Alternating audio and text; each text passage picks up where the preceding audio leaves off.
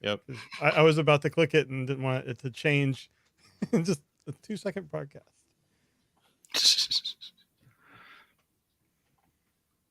All right, everyone, we're live. This is our Rise of the Beast spoiler spectacular live stream. Hi, everyone. I hope everyone is having fun out there. Thanks for joining us. We are excited. This is going to be a fun evening, and we are talking all about Rise of the Beast. We did our review already last week, so if you should catch that in alt mode last week. But we wanted to hear from you guys, so this show is going to be all about everyone else, what they thought of Rise of the Beast. I think we're going to have a fun time here. Of course, if you don't know who we are, why are you here? But you should know. I'm your host, Charles, aka Big C. I'm joined by Jeremy, aka Yakko. Yo. And Daryl, the Cybertronian Beast. Hi. Let's talk Transformers, Rise of the Beast. All right. And we're the A team. Well, we can't do this without the B team. So let's bring them in. Apollo, where are you at? Hi, I'm right here. There she is. Dr. Pants. Bees for Beast team wars, by the way. I approve that. That. Hi, everyone. And Mike. I thought we were Snazzy the B Mike. plus team. When did we get demoted? My apologies. The B plus team. That's correct. That is right. Because no one consulted me on this. No. So great to have everyone here. We got the full house, but that's not it. That's not all, because this is a special occasion. We got to have on our masterpiece donatrons. So these are the folks who always support us on transmissions on the Patreon at the highest level on Patreon every month. I don't know how they do it. I don't know why they do it. But we really appreciate their support. So we want to get them on here and just have them hang out with us and hopefully this is worth that $35 a month. We'll see. They'll be the judge of that, I guess. So please welcome John 4X Levingood. Hey guys. Hey, you know what? I listen to you guys more than I watch Hulu or Netflix, and I still pay for them. So hot damn. Okay. Wow, we appreciate it. Wow. I guess we got to step up our content production. And the Demon Tech 82. Hey, how's it going? Hey, thanks for coming on. Thanks for joining us. And thank you so much for the support all the time. We really appreciate it. All right, we got a full house. It's almost the complete Brady Bunch or Hollywood Squares. Got a lot of people here, but we're talking about Rise of the Beast. Daryl has to get his Diet Coke. He's a liar. You lied, Daryl. Yeah. That's a nice. Your pants should be set ablaze. So I think me, Jeremy, Daryl, Apollo, we've had detailed thoughts on Rise of the Beast. So I think we're gonna take a back seat, at least at the beginning, and let everyone else get a chance. So I think let's start off with our masterpiece donatron. So before we get into anything, if you're watching this, please, you have to have watched Rise of the Beast, or you don't care about spoilers. So we're going to talk about the entire massive spoiler. We're going to talk about the entire movie. The spoiler period is over. Ruin it all. Yes. So we're going to talk about the entire movie. If you don't care about spoilers, hang out, enjoy, but we're going to spoil the whole thing. So just getting that out of the way. That's your warning. Warning over. Now we're getting into the movie. So I appreciate the warning, Charles, because I haven't actually seen it yet. Bye, Mike.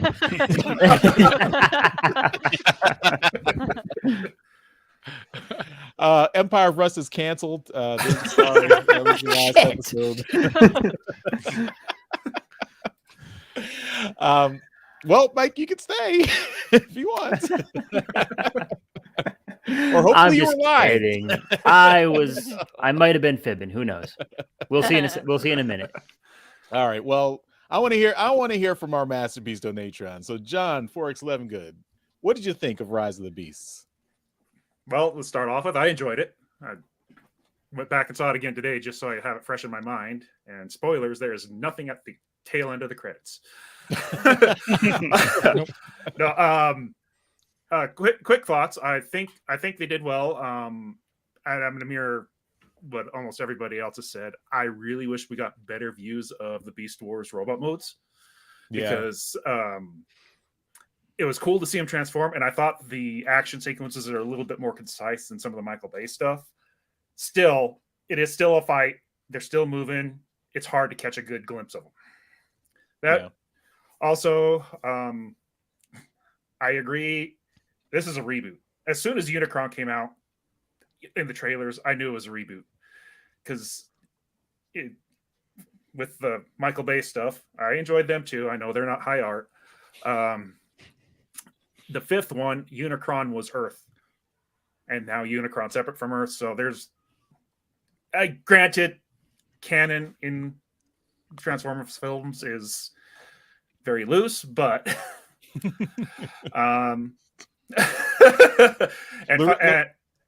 Lorenzo de Bonaventura can make it work somehow.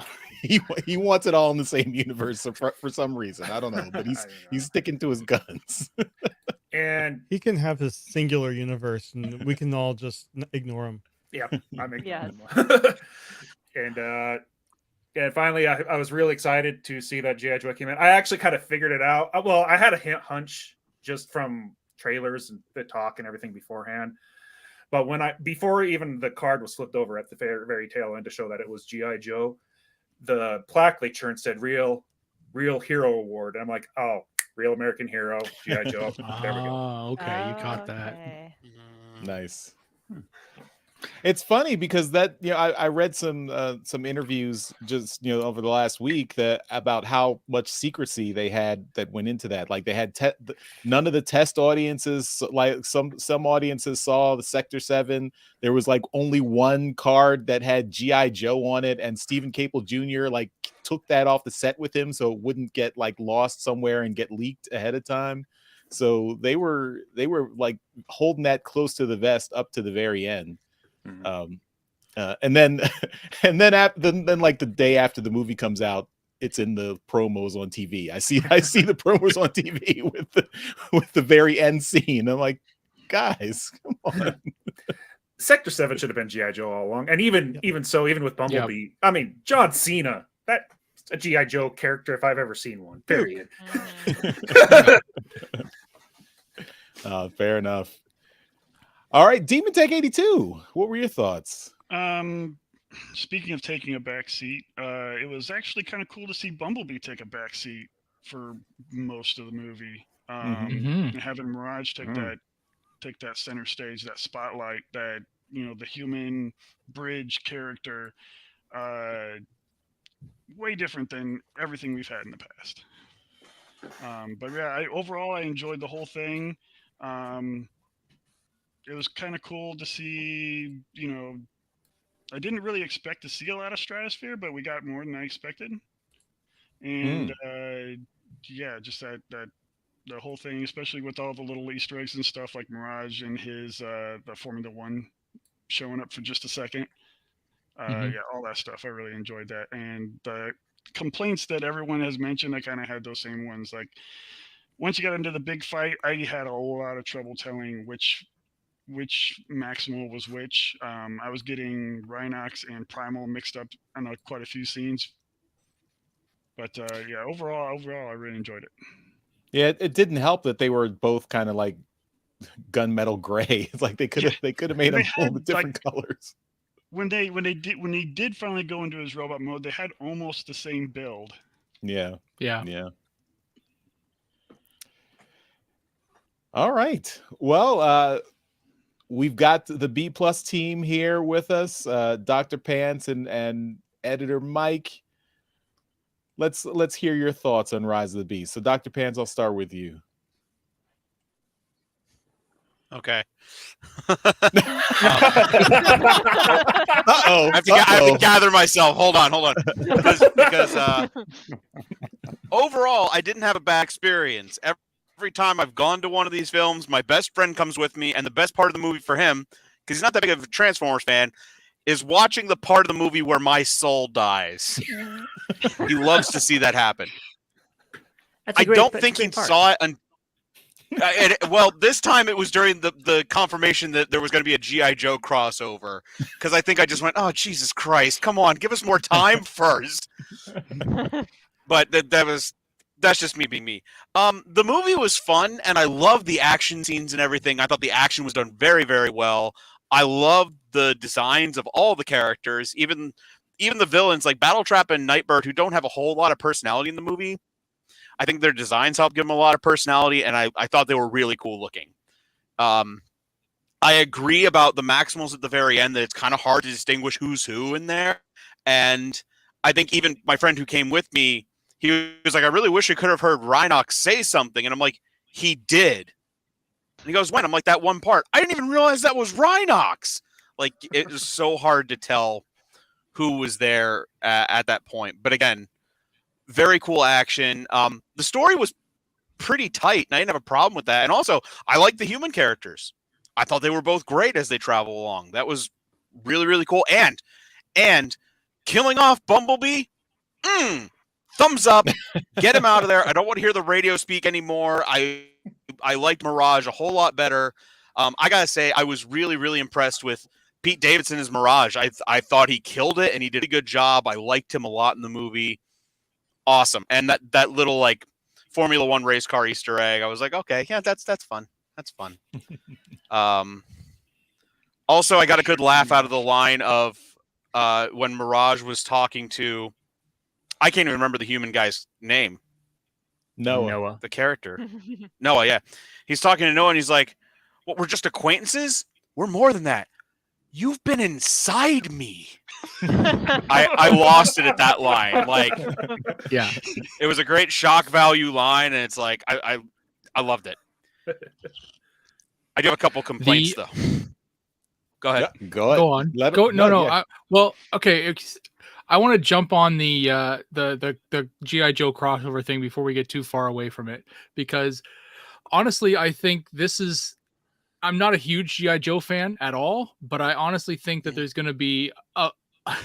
I know, shocker.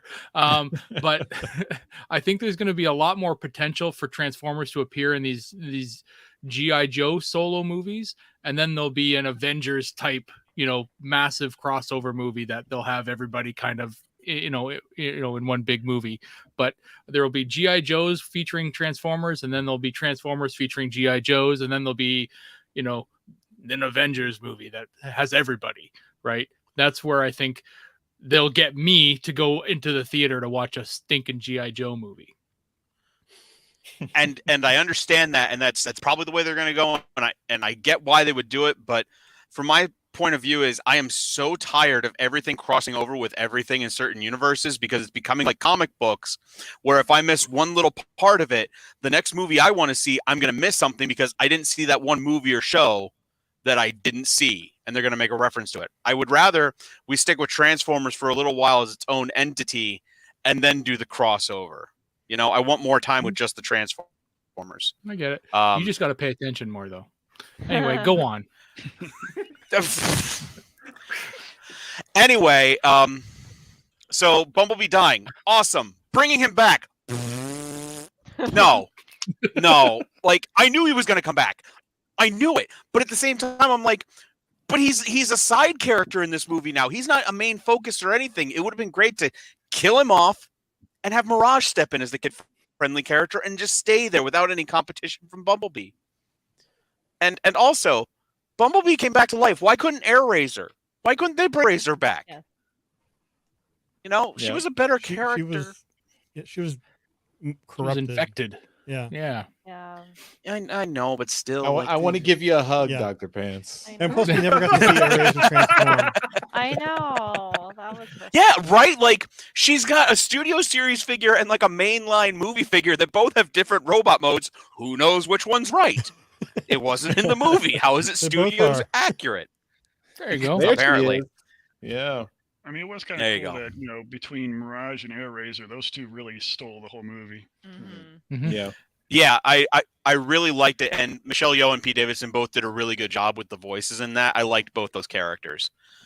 I've got 2 more complaints, and then I'm done. Then I'm done. My next one is Optimus Prime. What have they done? This dude the whole time is screw the humans. I want to go home and I want to eviscerate everyone who stands in my way. I want their faces, their arms, their heads, their spines. Just give me all the pieces.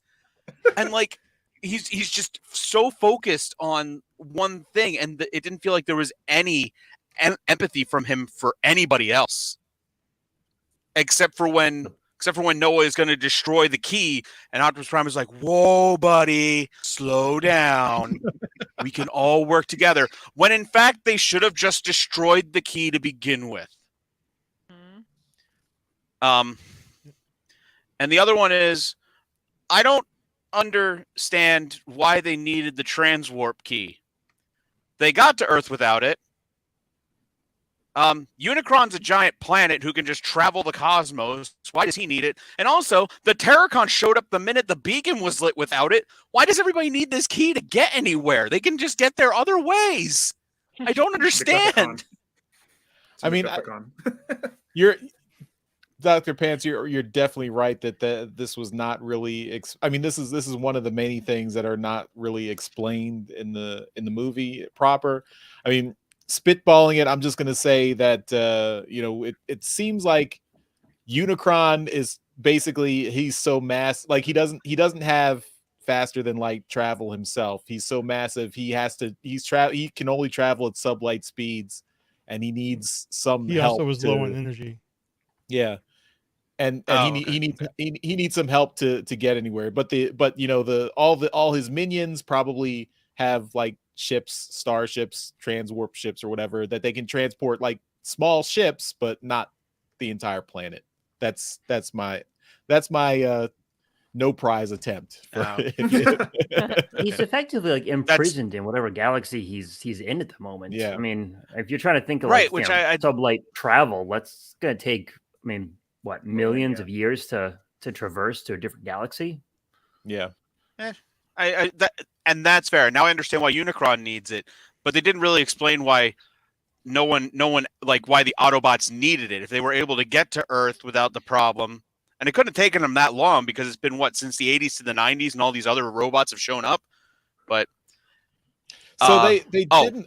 So this is another thing that they have articles that came out, and then also on Sabertron.com, someone posted like they had gone to test screenings where there was different footage in the movie that was cut from the final theatrical movie, and I just read that today, and in the screening, one scene that was cut was Optimus Prime fighting a Decepticon in disguise in New York City.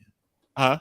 The transit scene. Yeah, the transit scene, exactly. So, and in that scene, he fights the Decepticon. He beats the Decepticon, and he asks him like, "Where's your ship?"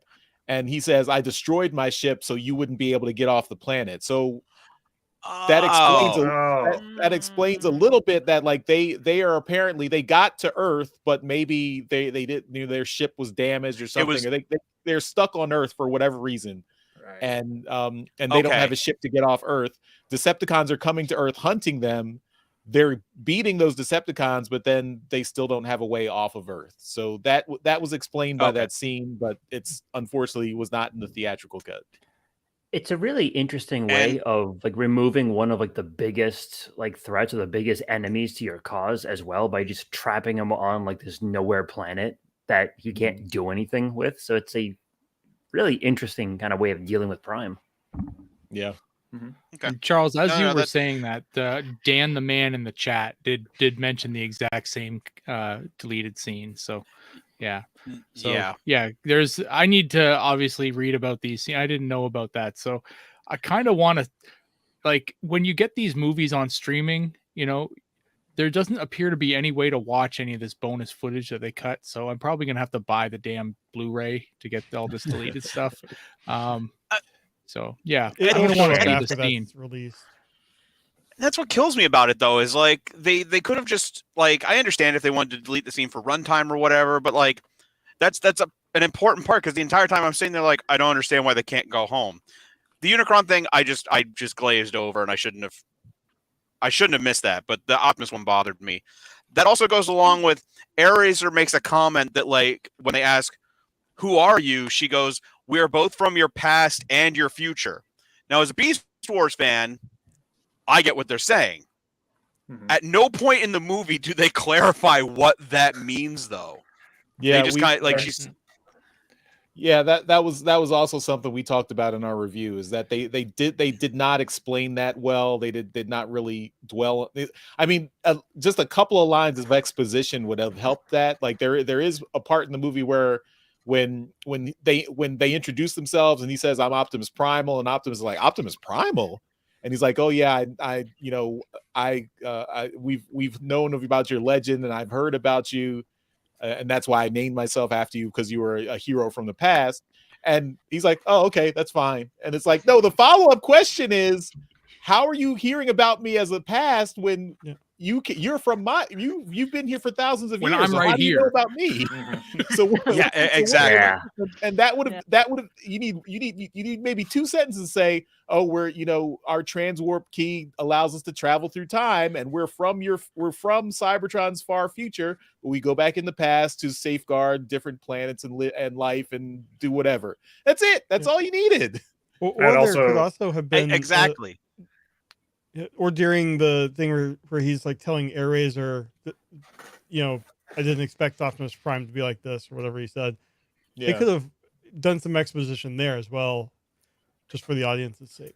And it was just like that mention of like, he was all surprised that there's like, oh, there's Energon here, and then they do a quick mention, oh yeah, but it's inert, and then that's it.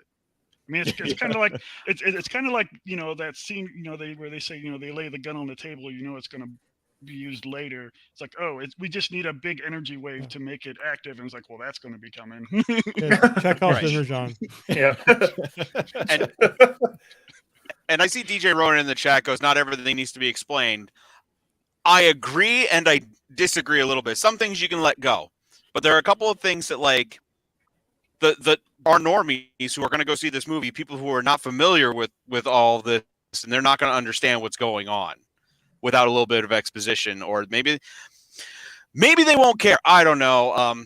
Again, my co-host from the Nerdshadama show, Lambo, he's the one who saw it with me, and he had some questions at the end. He's like, "I didn't understand what was going on here," and I said, "Well, from Beast Wars and blah blah blah, like this, that kind of explains it." But I feel like there's just some stuff missing, and by the end of it, I was like, okay, it's not as bad as the Bayverse movies, but we're starting to we're going into that territory of random crap that we have to get a hold of for some stupid reason, and I don't know why we need this.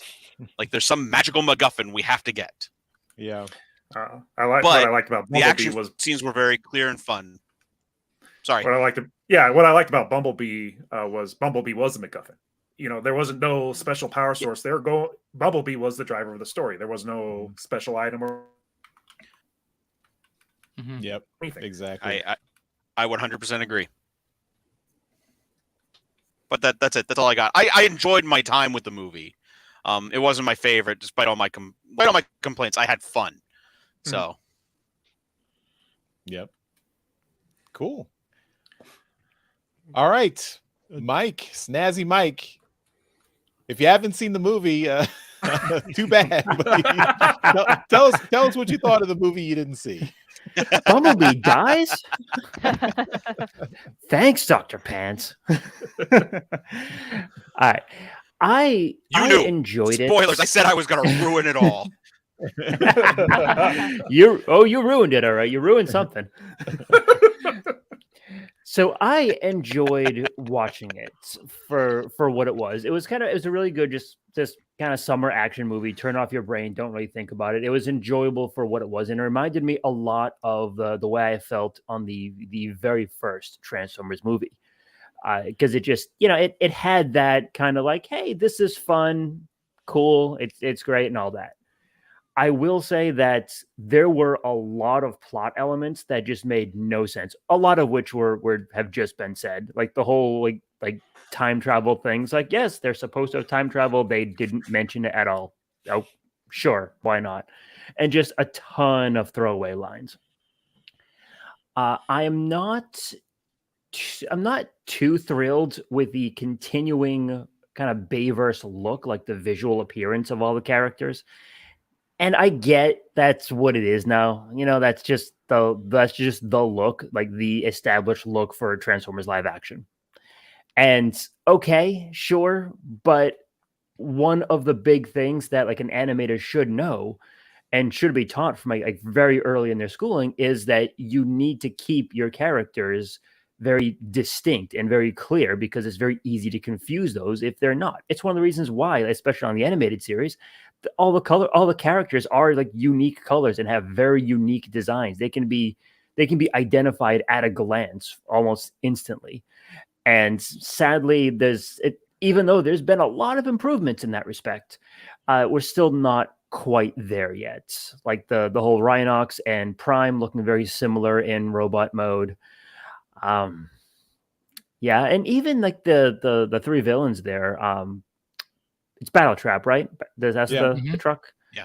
Battle Trap, Nightbird, and to a lesser extent Scourge. I mean, he's taller than the others, but when the action really starts to get moving, it's like who are these like I sometimes can't tell who's fighting who still, which it's still a failing of the visual effects side of it. You know, that just is what it is. The massive amount of mindless minions that popped up, like where the fuck did they come from? I was actually okay with Unicron kind of spit them out at the end there. Of course he did. He just that's what happened. Sure. It's how it worked in Energon. It can work here. Yeah, it sucked then and it sucks now. Can't argue with that. Nope, I was okay with Scourge's like little like two little helper dudes. It's like, all right, like where are you sitting in his body? But you know, whatever. Like that was like okay. We established that right at the beginning of the movie. It's like, hey, he's got these two little helper dudes, and you know they're probably gonna die over the course of the movie. Whatever, that's cool. But all of a sudden, just at the end, oh yeah, no, we got 1,000 more of these little guys. Yeah, sure you do. All right, whatever. There's a lot of physics things that kind of bothered me. Physics? I think I know where he's going with this. The fight in Peru where they're just falling down the hill and driving past each other every time. That was funny. I get that action movies do this trope all the time, but it's still friggin' ridiculous. Yeah, I'm waiting for the YouTube video where someone tries to draw the actual shape of that mountain so that actually can happen. Well, a friend of mine, Yeah. Well, a friend of mine, Pat from Empire of Rust, he even made like the observation, like this must be like the tightest like switchback road like in the world. Yeah. So like in the end, just a lot of like little small like plot elements and little like small things like that. It kind of just like pulled me out of it a little bit here and there. But like all of that, I mean, I've come to expect it from action movies and especially from Transformers movies. Well, actually no, let me do a positive here. So characterizations, like the actual the acting on Air-Razor, I would totally agree. Yep. She knocked it out of the park. Mirage, also solid, very good. Primal, I thought was pretty good or pretty compelling. Like I had no problem with the way Primal was portrayed. So excellent. Yeah, that's really great. Did Cheeto actually have any lines? Did I just miss him? One line One. when he like tackled Mirage. I think he said sorry or something like that. Yeah, he says like "sorry, brother" or something like that. Yeah. All right. Well, cool. And apparently Rhinox had a line too. So I missed Yeah, that. I missed that one. That too. Yeah. And apparently in the cut, the test screening that was on Sabertron, they had more lines. So Rhinox had another line. I heard. And Cheetor actually said Big Bot that was cut Yeah. out of the movie. Mhm. So Yep. That would have been kind of neat to hear, you know? I know. Yep. We should feel lucky we got What a Maximus. much better like Easter egg for Beast Wars than "We are from your future and your past," where that doesn't make any sense. Calling him Big Bot, like that Big Bot, makes yeah. sense. Yeah. Plus, it just fits into the narrative of the story too. Like it doesn't even have to be a callback, but we'd recognize it as one, and that's cool. Yeah. That's cool. Exactly. So yeah. So like I said, like voice acting, I thought was solidly done. It was good. Even like the villains, like Scourge and Nightbird, I definitely heard those two. I don't recall hearing Battletrap speak. Did anyone? He did say something. Yeah. Yeah. Okay. Yeah. He was pretty menacing, you know, like Yeah. Okay. he likes to murder things, so he had a comment about like I'm gonna kill these things because I like killing because So, I'm a yeah, bad guy. Very drop kick from Bumblebee. Yeah. Mhm. All right. But yeah, so voice acting, solid, very, very good. The human characters.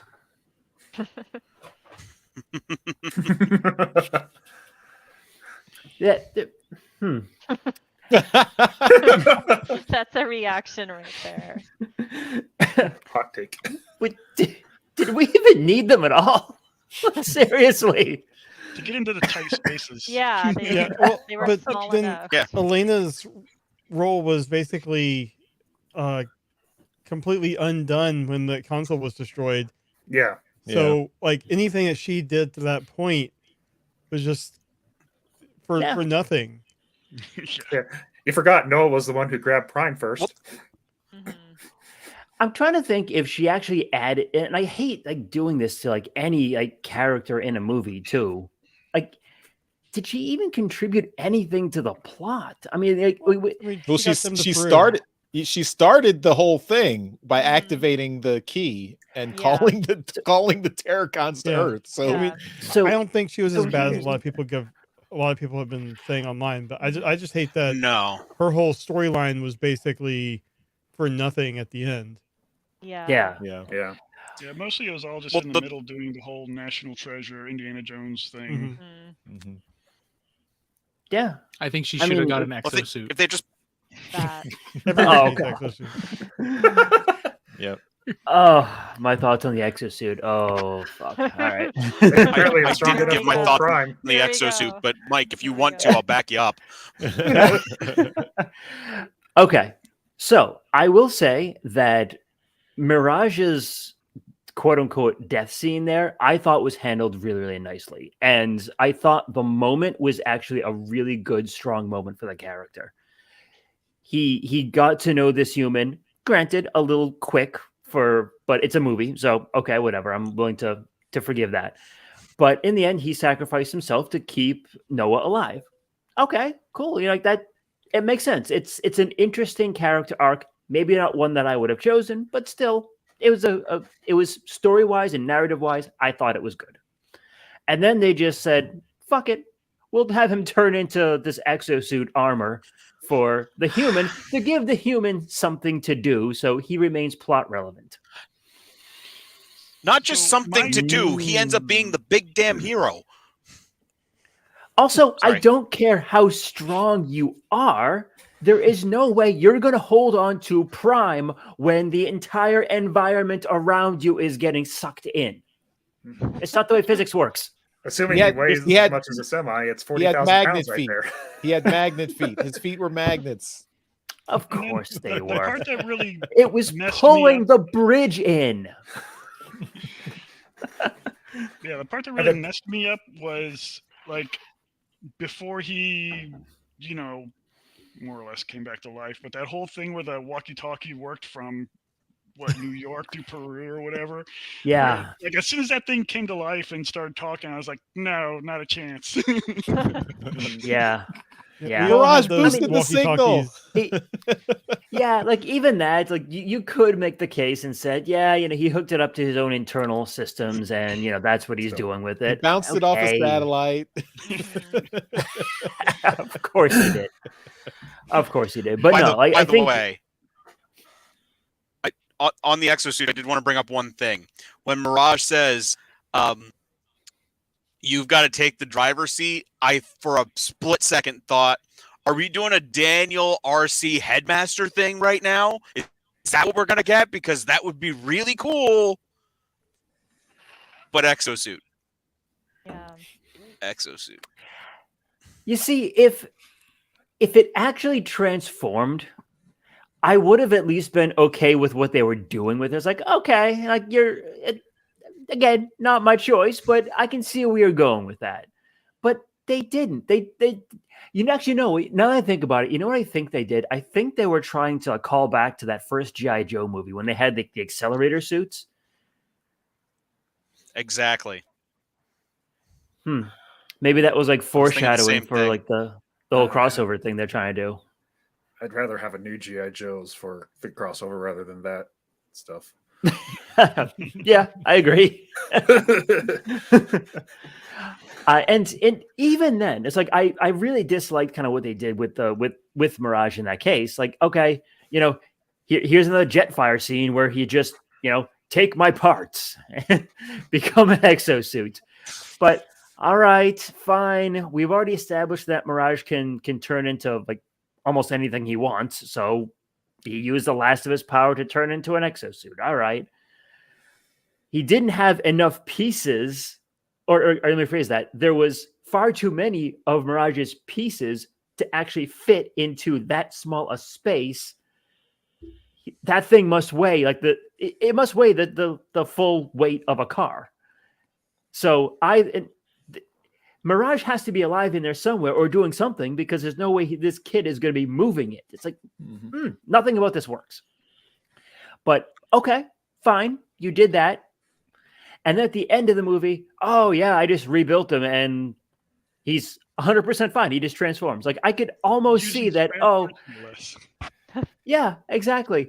I could almost see, okay, maybe they put like his personality component like in like the Junker or something. We got this like Knight Rider situation going on, which okay, sure.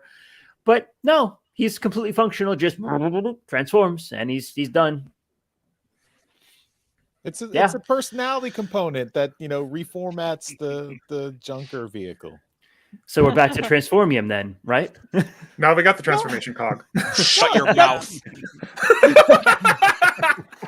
G1 episode season 2, Starscream's Brigade.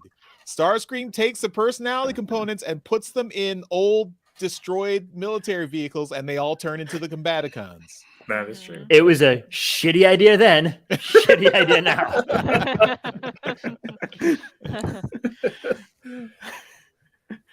Oh man. But no, I know it seems like I'm coming down on it like very harshly. I did enjoy the movie. I really did like a lot of the things that I saw. I know I'm just hypercritical about everything. That's just who I am. It's a personal failing, But we're all the same. I'm with you on okay. that. We get it. Yeah. We get it. That's part of the fun. That's what we do. I'm a terrible guest host because I haven't actually listened to the alt mode episode where you guys talked about this. But did you guys bring up the fact that I it seemed haven't like when either. Scourge's mask felt? Yes, Oh, it okay, is. good. I'm not alone. Yeah. Me and you, Mike, we're like this. Yeah. But I hadn't seen it When when Scourge- the Ultimate episode came out, so I just put it aside for now. okay. But in the movie, when Scourge's mask comes, they like hide his face for a second. Did anyone else expect like a big surprising reveal, and then it's just Yeah. a face that means nothing to anyone? Yeah. Yeah. Yeah. Yeah. At the very least, they could have put I a thought they star were across the nose, like Yeah. Tyrion. Make it be a deformed face. So Yeah. I mean, again, then- with the test screening, apparently, I mean, I don't know what they were going for with the Scourge reveal, but for the other things, like in the test screening, the scene at the end with Mirage being revived was not in the movie. Oh. It was just he sacrificed himself. So they Oh. changed that for the end of the movie. When Prime was like getting sucked into Unicron, he let go and got sucked into space with Unicron, and the movie ended with Prime confronting Unicron in space and like being a cliffhanger as to what happens to Prime in space. So, and then I guess Oh. the implication is in the future, Scourge is Prime coming back to the past. maybe. See, if they actually did something to indicate that, Cool. that would have been cool. And I'm gonna echo you there, Dr. Pence, because I thought like there was gonna be this big reveal, like maybe when the mask went like fell away. Hey, maybe there's like some echoes of like a Prime face or something like that. I don't think it would have worked because the faces are just so janky right now that it's like I don't think you could easily tell. No. But that is something that I was kind of waiting for. It's like, wow, well, like who is this going to be? Mm-hmm. And he could have had the Prime faceplate with like a chunk missing, or the yeah. And the two things that still the live action Transformers movies, like this one still does that I can't stand, that forever, please stop doing this. I don't know why they keep insisting on this. Why do you keep making Prime have a mouth? You have like half these characters don't have a mouth, but you give Prime the mouth when he has his dialogue. Just let him talk with his faceplate. Yeah. Why do you have to give him a mouth? This is fine. Yeah. Leave it like this. This is fine. Did you notice that Primal didn't have a mouth? Yes. Okay, I was just making sure. That's infuriating. That is infuriating. Those should be flipped. Yes. I would have liked to see Primal's like face. I mean, these are supposed to be reference to Beast Wars characters. I think I would have liked to see like their faces match a little bit more to the Beast Wars concept, like for them. Like I get it. It doesn't have to be like 100%, but I would have liked to see a little bit more of echoes on that. Like change them around, update them a little bit. The bones of that should still be there, just like the bones of like Prime's face with the mask still echoes like the character design. They shouldn't have held the Maximals transforming to the final battle. They should have, like, as soon as they met, they should have been like, "We're like you," and then they transformed, and then they're like, "Oh, these are Transformers from the future." Yeah. Like, why did they hold that till the very end? That was annoying. Also, in that fight, Primal orders them all to transform or to maximize, which I thought was a nice touch. Why the hell would you do that? An animal versus a person running around is generally going to have an advantage. Now, granted, if they're being shot at with weapons, okay, cool. But I never saw any of the Maximals actually using blasters. Yeah, they all have using guns of any kind. They all have melee weapons, but that's just to sell toys, Mike. Yeah. God, tactically, it makes except for Air Razor. I know. She breathes fire, and that's cool. Yeah. A tiger versus a person, the tiger's gonna win. Cheetah. Yeah, but they weren't people. The minions were scorpions. So who wins between cheetah-sized scorpion and cheetah? It wasn't a cheetah-sized scorpion. It was a smaller one. So the real question is, who wins in a fight? A cheetah or a dog-sized scorpion? Yeah. Who's bigger than a dog? I want to give my second thing that I hate. So the first thing was Prime's mouth. The second thing is the Bumblebee radio thing. Let out your hate, Charles. Fix his voice. Fix his voice. They have fixed his voice. They have, yes, they fixed it. They fixed it at the end of the first movie. I think they fixed it again in Last Night.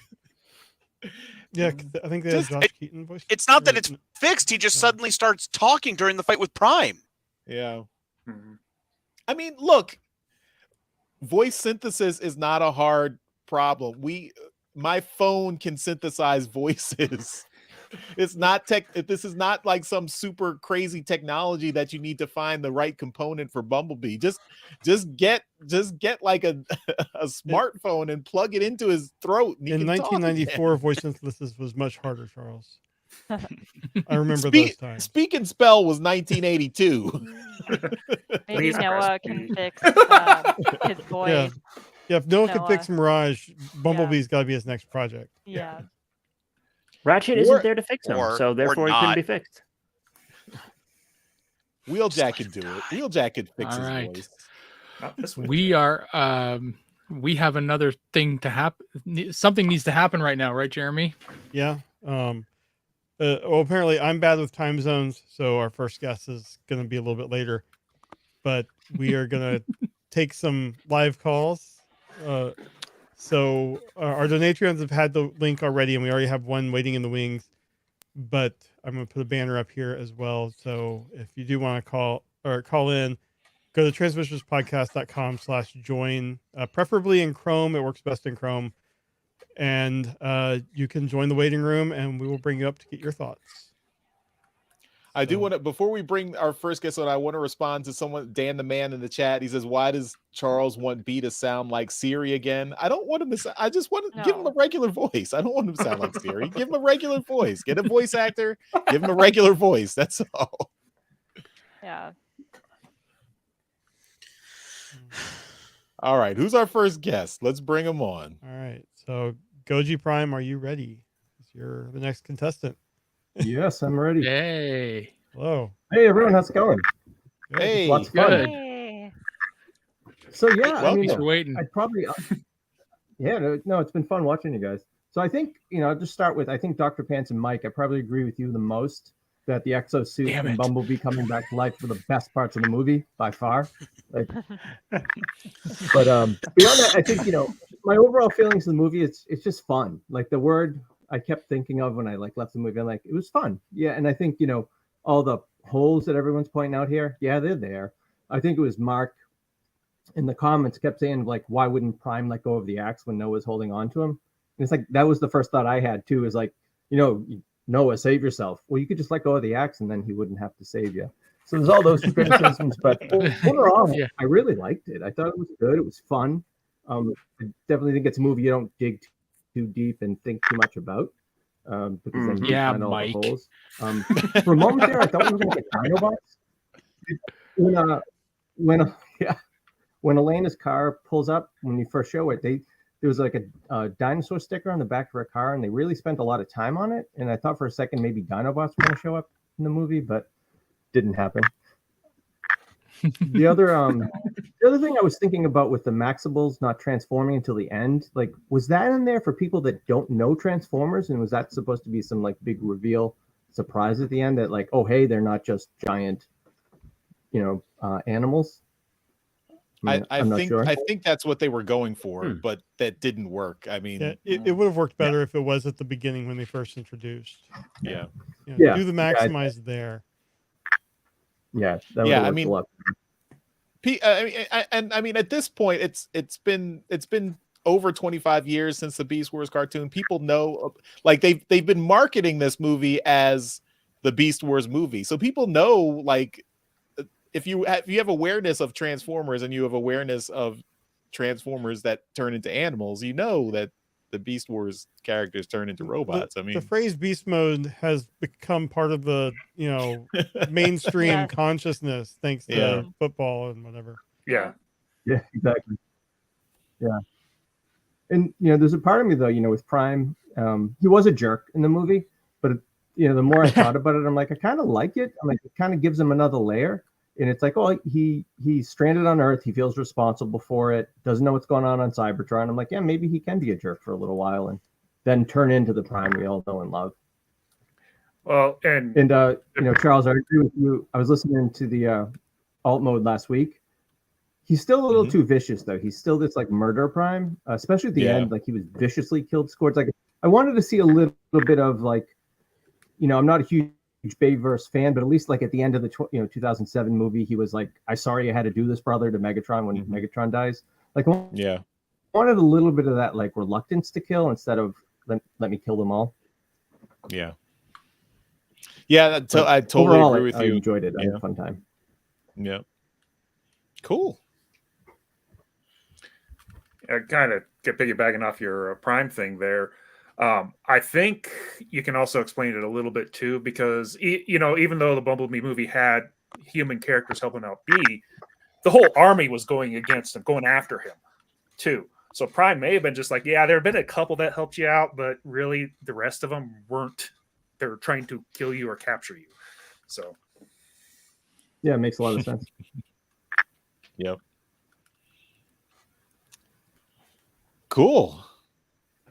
Well, Jeremy, I think we do have a voicemail that we can play from Brent from Chicago sent us a voicemail that I guess they're not here live, but we can hear their thoughts. All right, here we go. Daryl, Jeremy, Apollo, and Mike. Good to talk to you all again. You were talking about the Transformers movie, Rise of the Beast, and I don't really have a question. I just wanted to share some thoughts, and it was really about something Daryl had said about the one, spoilers for anyone listening, the one scene where at the end where Bumblebee jumps out of the plane and he has his big moment, and Daryl had asked if people were cheering in the theaters, and I can tell you in my theater, yeah, they were cheering, and it was the females, the girls, and the women, they were going nuts when Bumblebee had his big moment. So again, I don't really have a question. It's just more comments, subjective comments. I want to clarify that. It's my opinions. It's my perspective. I am the same age as Charles, so we're Gen X guys. We grew up right in the prime of the Transformers. And at least from my perspective, when I was growing up, Bumblebee was the one character that nobody wanted to be. At least none of the boys. Little boys growing up wanted to be Optimus or Grimlock or Wheeljack Brawn, but no one wanted to be Bumblebee. Bumblebee was who you got stuck with if other people took the cooler characters. Bumblebee was physically the weakest Autobot of all. He both in the cartoon and the comics. So nobody wanted to be Bumblebee. So it is amazing. It's interesting to me to see how Bumblebee has gotten this huge push in recent years, in recent times. It's very different. I still can't get out of my own I guess biases of having just grown up with Bumblebee always being the weakest Autobot that nobody wanted to be. I mean, he was basically the uncool Transformer. Now, if anyone else's experiences were different from mine, that's great. But I'm just telling you, this is how it was for me growing up with, my friends, when we're trading Transformers, when we're playing. I remember that the only one who wanted to be Bumblebee was my cousin. She was 7 years younger than me, so she would have been about 3 years old at the time. So it was like my cousin and her friend. So it seemed like only the girls wanted to play Bumblebee. So it is interesting to see how that has changed. Bumblebee has become the quote unquote cool character. So again, I don't really have a question. It's just observations, it's still weird to me in a way that Bumblebee is now the mascot of the franchise. Although I'm glad to see someone else get the spotlight in a movie. Mirage is an interesting choice, but hey, at this point, I would take anyone other than Bumblebee. All right, so you ladies and gentlemen, have a good one. I'll talk to you later. Bye. Can I jump in on this one for 1 second? I mean, I just want to say, for someone who's the same age as Charles, he sounds really good for 75 years old. Hey, I'm about that age too. So Can we cut his mic? Yeah. Time out, Daryl.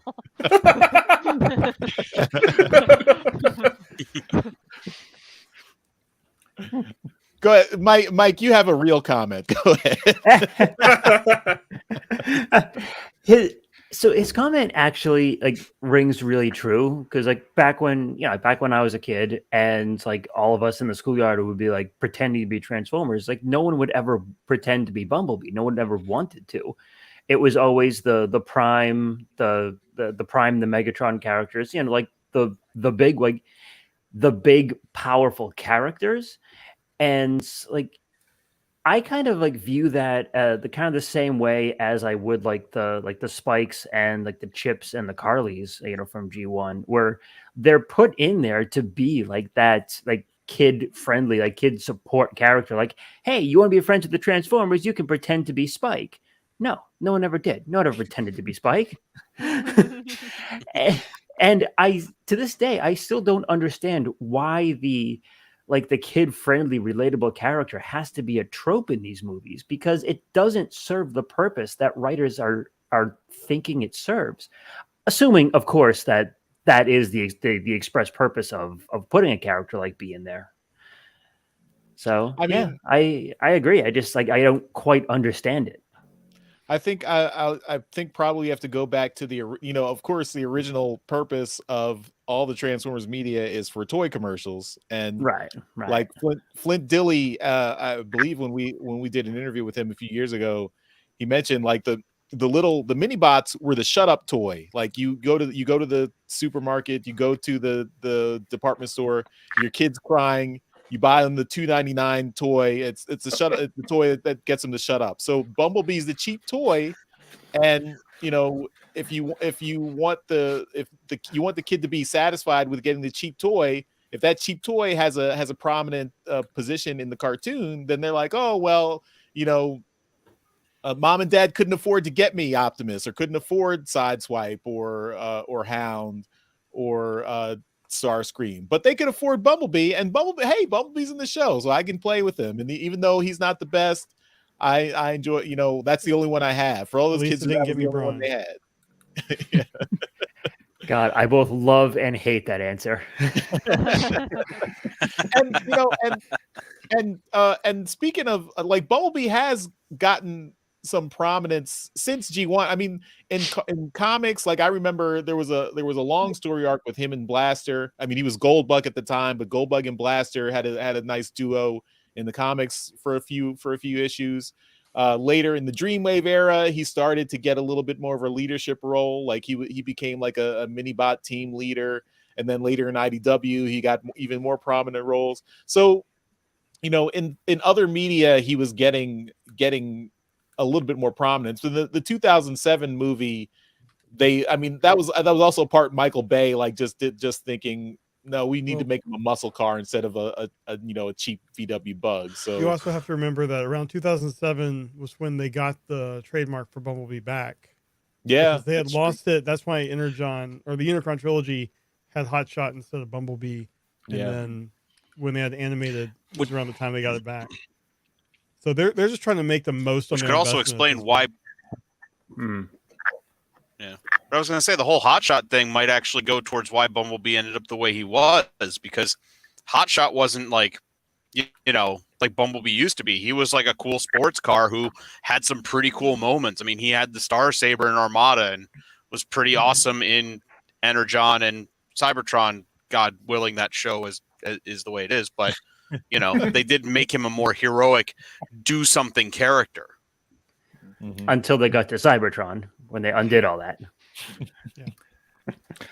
Mike, I want to take umbrage with one thing that you said there at the start. Is you said that nobody wanted to pretend to be Spike. I wanted to be Spike because he got Carly, and Carly was a smoke show.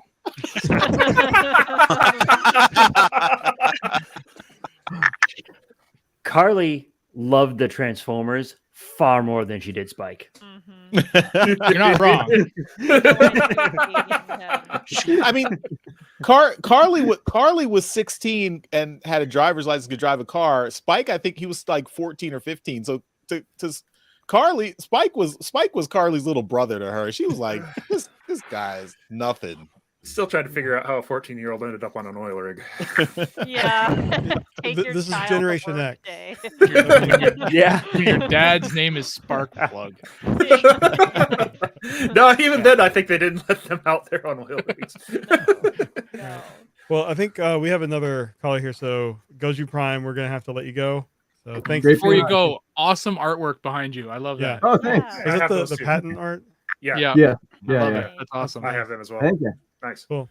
Well, thanks, and guys. I think you're around in the Discord, so we'll see you there.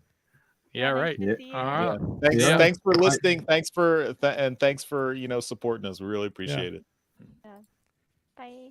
All right, and we are adding Dan the Man, who's been in our chat all night. So Hello. Hi. welcome. Hey, Dan. Dan. What's Hello. up, family? How you guys doing? Good. Good. How are you? Well. Man, I am. It is a huge honor to be up here, man. I found the transmission podcast like I want to say this past year when you guys covered the reactivate thing, and I'm like, yo, these guys seem cool. I'm gonna watch them.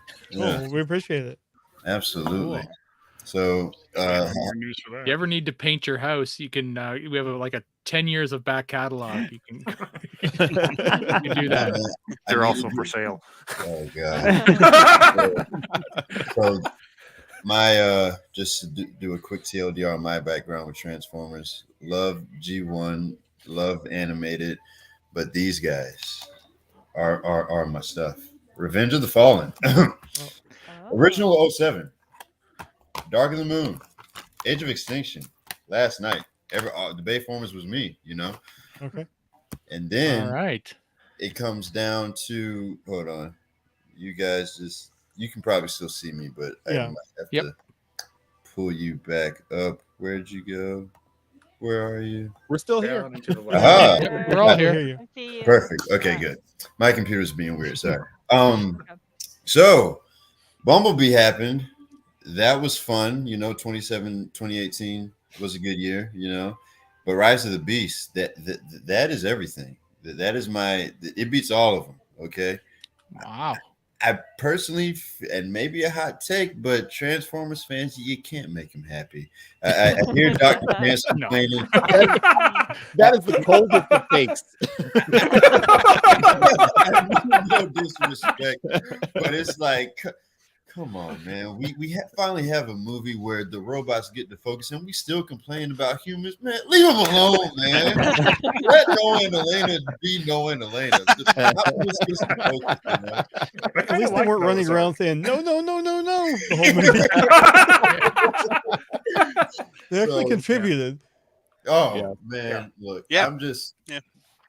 We're getting the Rise of Unicron fan film to close out the Bayverse. Reactivate's coming whenever that's dropping. So I think and Earthspark, I feel like I'm the only person that likes that cartoon. It's really good. Oh, I like it. No, I love it. you're wrong. I love it. I like it. that's good. I like it too. I like it. Yeah. This is why I love you guys. See, we're here. I haven't finished season 2. Don't spoil the season 2 yet. No. Quit spoiler for him. Everybody dies, nobody lives. Spawn voices Grimlock, I think. Yeah. Or he will voice Grimlock in a future episode. Yeah. Who does it? Sorry, who said it? Keith Davidson. Who voiced Spawn? Oh, Keith. Oh, yeah, Keith Davidson. Oh, yeah. Okay. That's Grimlock. Oh, it's Grimlock. He's gonna Ooh. be. Yes, And sir. That's a another one, we good got one. Someone in the chat here that also loves Earthspark. So. There you go. Yeah. Carmine. Yeah. Yes, sir. Earthspark's Keith great. David did Goliath on Gargoyles, didn't he? Yes, He did. Yes, Yep. that's right. Ah, Yep. solid choice. Good. Solid choice. And the General in Mass Effect. If you guys play that. Mm-hmm. Yep. Commander Anderson. Yes, sir. Yep. Yep. Oh, see, now you're in Dr. Pan's world. Love You're- Mass Effect. Yeah. Mass Effect was my You've hit jam. everybody. I love that. I love that series. Bro. Right on. I could All right, so literally- you really enjoyed Rise of the Beast. I'm going to put you on the spot. Tell me something about the movie you didn't like. the short runtime. It was too short. Like 2 hours is not enough. It's not sufficient. No, I needed 4 hours of maximals. Not without an intermission, so I can go potty. They should kept the transit Decepticon scene at the beginning. They should have kept that in there. Yeah. They are going to add that to the Blu-ray, I think. Yeah, I think there was an interview with Stephen Cable Jr. where he said he thought it would make the movie too dark, but he is probably gonna have it as a deleted scene. Dude, I mean, seeing a bunch of Decepticon bodies in the river, like, what's dark about that? Like,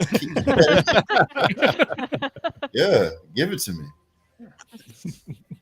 But yeah, man, I think I like that. You know, Prime wants to get back to his planet. I was with that. Like, I want to see more Autobots. Like, put some please bring back the electric whip guy, Jolt and Breakaway. Like, you know what I mean? Just Warpath. Like, where are you at, man? Stop. Give me the good stuff. It's like every film we get closer and closer, but it's just not there, you know? And I think that's another critique I have. Is like, as much as like I enjoyed the action was smooth in Rise of the Beast, the characters that got their time, but it's like it's just not enough. Yeah. You know? Unfortunately, that comes down to money. I mean, yeah. If it could be $1 billion budget, then yeah, we could have all that. Yeah, they had it with ILM. Yeah. They did. I mean, we're getting the Transformers 1 animated movie next year. So now, how is anybody feeling about Chris Hemsworth, Scarlett Johansson, Lawrence Fishburne? Yeah, I'm on board. here for that. I'm on board here with for that. that. I'm on it. Yeah, could be cool. Looking forward to I'm it. excited. Could be, yeah. Especially Whole Lawrence ILM Fishburne. movie. I mean, Yeah. I mean, it's I'm always all one of those background. people who I want to see voice actors voicing characters rather than just big Hollywood actors. But it's one of those things like you gotta wait and see how it goes before you can really make the judgment. It could be really well done. Would you still have chosen a younger voice actor for Optimus than Peter Cullen if you could for Transformers 1? Yeah. I would have. Actually, that's one of my things with Transformers right now is I want to hear a more Gary Chalk style Optimus voice coming out of him, because Peter Cullen does great, but he's sounding really, really old right now. And if we're doing he's in his 80s, like Rise of the Beast was 90s, like I'd rather have somebody younger. He sounded more energetic in this movie than in Last Night. He did. Yeah. But he still sounded old. Yeah. He can only do so much. I'm all for using the Peter Cullen until we can't, but I also, you know, if we can, like, if we're accepting the other iterations like Earthspark, like animated, like different cartoon media that's out there, why not get, you know? I want to see what Chris Hemsworth's going to do. Like, I'm a fan of Thor and Extraction and all that, but I would love to see what the dude that actually voices him in the Transformers ride can do. The Roadhog actor from Overwatch. I'd like to see another voice actor get established as Prime before we no longer have Peter Cullen. Right. Yeah. If Peter Cullen needs to be a Stan Lee role. Bring him out for the big events. You know, like yeah. You know, just use him in more promotion, and you know, let the younger crop of actors come into these roles. It does seem like. Go ahead. In like pro wrestling, like there used to, I don't know if it's still there or not, but there used to be that kind of thing, like where like the wrestlers who were retiring, like even if they had like huge success, like they would lose a match to like an up and coming wrestler to kind of pass that torch. Right. And to your point there, I think like it probably has to happen before Peter Cullen just can't do it anymore. Yeah. Yeah, I agree with that too. So. Freeze Mr. Cullen. Austin Powers meter. Yes, please. He's you know, I think he's like 82, 81, but he still sounds great. I'm hoping he's the voice in I just said Reactivate, you know. I would love to get Alan Tudyk, or you know, I think they were going to do a legacy show with all the actors, right? And so just so we can have, like, maybe not everyone likes multiverses, but I'm cool with it, you know. And if everyone has their Optimus, you like Gary Chalk, he likes David. David K. Yes. Yeah. You know, we don't have to. It's like Toby, Andrew, and Miles. You don't have to pick and choose. Yeah. We all have Yeah. our, you know. I think one problem I have is Peter Cullen seems to, like in interviews and stuff, he seems to think he's the only person that, should do the voice. Yeah, we've already had, 4, 5, 6 other people doing the voice in TV shows. Mm. So it's not like he's the only one. He's the, probably one of the best, but there, we have had so many different other options, and they all do their own take. Whoever we get, I don't want them to do a Peter Cullen impression. That's Yeah. the biggest thing. Yeah. Agreed. Yeah, we don't need a repeat No. of War for Yeah, I don't want that. Cybertron, right? Yeah. That is super interesting because I feel that way about the G1 actors. Like I saw a con with them the other day, the original voice actor for RC and Bumblebee, Susan Blue, and all of them. They were kind of upset that, they didn't get asked back to be part of the movies. And to a certain degree, I feel them because, Peter Cullen got to come back, but it's like we do get to see different renditions. Like Jesse Arnell as Ironhide doesn't get no better than that. Yeah, I mean, I am still of the. I think they should still like. I would say they would do like a version of the Rooney Rule in voice acting, where you let them audition, and if they're right for the role, put them on. If they're not right, if the director doesn't think they're right, then that's fine. Mhm. But give them like the first audition and see what they can do. Right. And go from there. I mean, because we got, it took 3 movies, but we did eventually get Frank Welker as Megatron in the live action movies after Hugo Weaving apparently was like had no interest in doing it, and they just kept shoving money, getting a dump truck of money up to his house to make him do it, but he had no interest and didn't really want to do it. So why do we keep making him do it? So right. You got a perfectly good Frank Welker right there. So, and I think that just adds to your point too of why keeping Peter Cullen around is so essential, because it's like if you were to have him in Transformers 1 as an Alpha Trion mentoring a younger thing on a certain level, that's cool, but you might have some fans that be like, make him Optimus, So. Yeah. But that goes back to what you said. You can't make Transformers fans happy. Yes. I will on that. Yeah. So where you guys hope to see in the future for the IP as a whole and the movies and all that? Well, for the movies, I really hope they continue to put the focus on the Transformers. I mean, I think Rise of the Beast was the first movie, at least in my opinion, that had it was like 60-65%, maybe 70-30% Transformers, which I like. All the other movies, even Bumblebee, like the humans were at the minimum 50-50, and in some cases like 60-40 for humans, which really annoyed me in the previous movies. So having the Transformers be the focus for the entire movie, you have the first act that establishes the human characters, but after that, it's really Transformers all day, and you've got the 2 humans, and that's it. Like there's no other human characters getting in the way. Right. You're not focusing on human side stories. It's all Transformers, which I would like to see that continue. I know it's going to be difficult now if they're trying to do GI Joe crossovers or introduce GI Joe characters. I just want to see these movies give a lot of characterization and story arcs, character arcs for Transformers. And I think Rise of the Beast is a step in the right direction, but we're still not there yet. I think we need to really have all these characters given good stories and good things to do and good character arcs. So I hope that continues.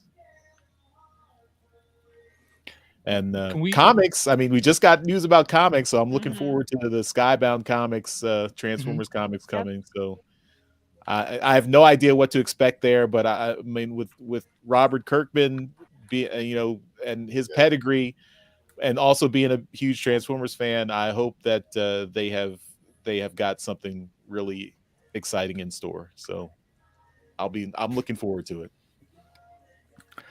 I want to hear this answer from our center square. She's been sitting there real quiet this whole time and just kind of watching this all go down. So Okay. Well, to answer your question, Dan, I like the direction Rise of the Beast is going in, and I liked the human characters a lot in this movie. I do agree with what Charles said that, let's continue the trajectory of having it be focused on the bots. Obviously, if you've listened to past episodes, Starscream's my favorite character, so I'd like to see Starscream in the next movie, because I was just like, oh, he wasn't in it at all, this movie. So, but as you said, even too, you can't make everyone happy, and I still think this is a very fun movie in the right direction to go in.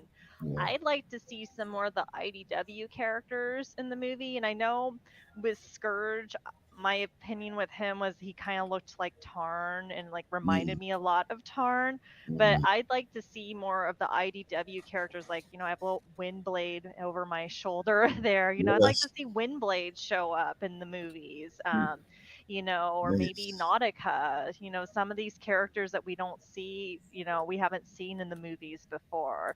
Or even Tarn, like bring Tarn in, he was in Cyberverse, why not bring him in? So that's what I'd be hoping to see. So for the movies, and just really like Earthspark. I like the direction that's going in. I think that's a really fun show.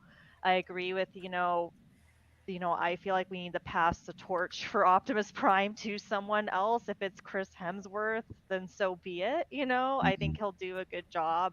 So, yeah, but I really do think, though, we're going in the right direction at least. And just to jump in on your comments earlier about you liking the Bayverse movies, what got me back into Transformers was seeing The Last Night. And I know a lot of people say that movie is bad, but hey, it sparked my interest to get back into this. So, it served its purpose.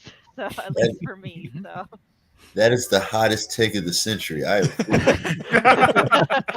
mean, if you go back and watch the trailers for it, it's phenomenal. It looks okay. But no, I mean, you and Charles both hit on a lot of interesting stuff. I could literally be up here all night, but I know you got other guests to be up here. I'm not gonna hold up too much of your time, but I would like to hear what's everyone else like. Are you guys happy with where Transformers is at right now? Or?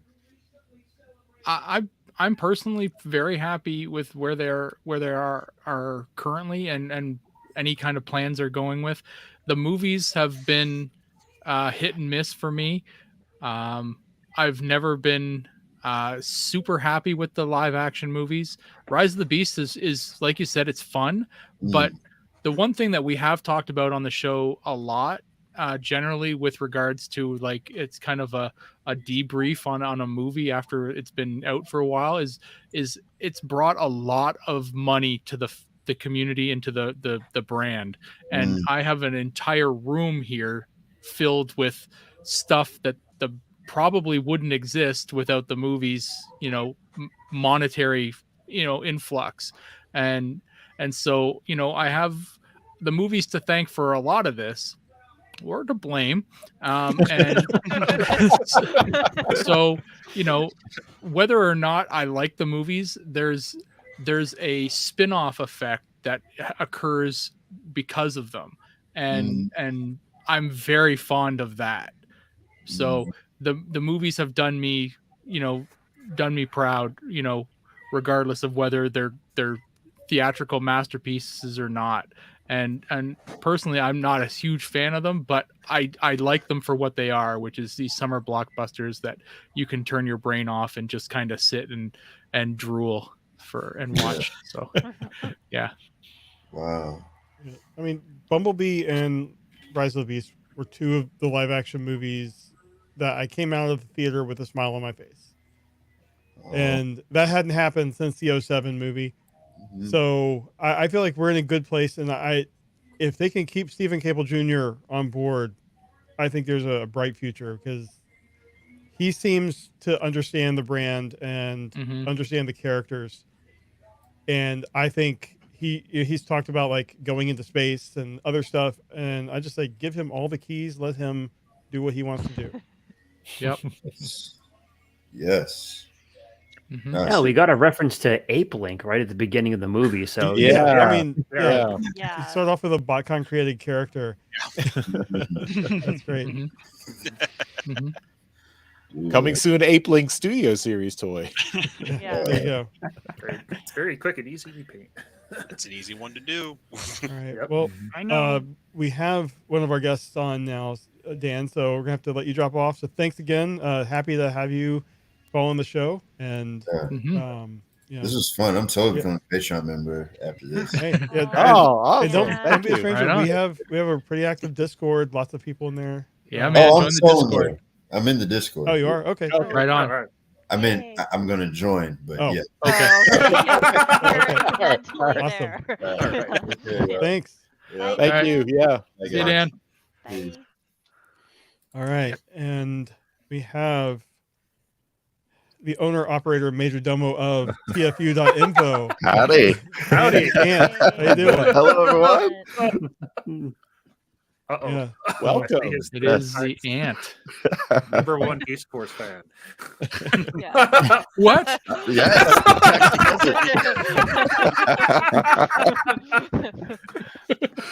Fighting words. I thought he's I thought not- Daryl he's was the not number on one the- Beast Force fan.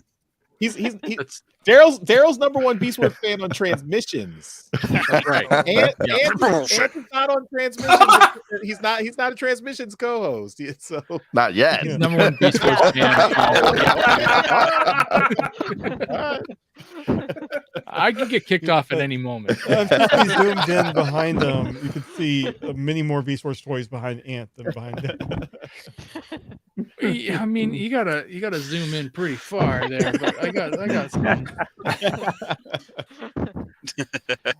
And welcome. It's great to see you again and have you on. Thanks for coming on. Yeah, happy to be back. I always love doing the show. So, we've been talking Rise of the Beasts. So let's hit us with both barrels. What were your thoughts on Rise of the Beasts?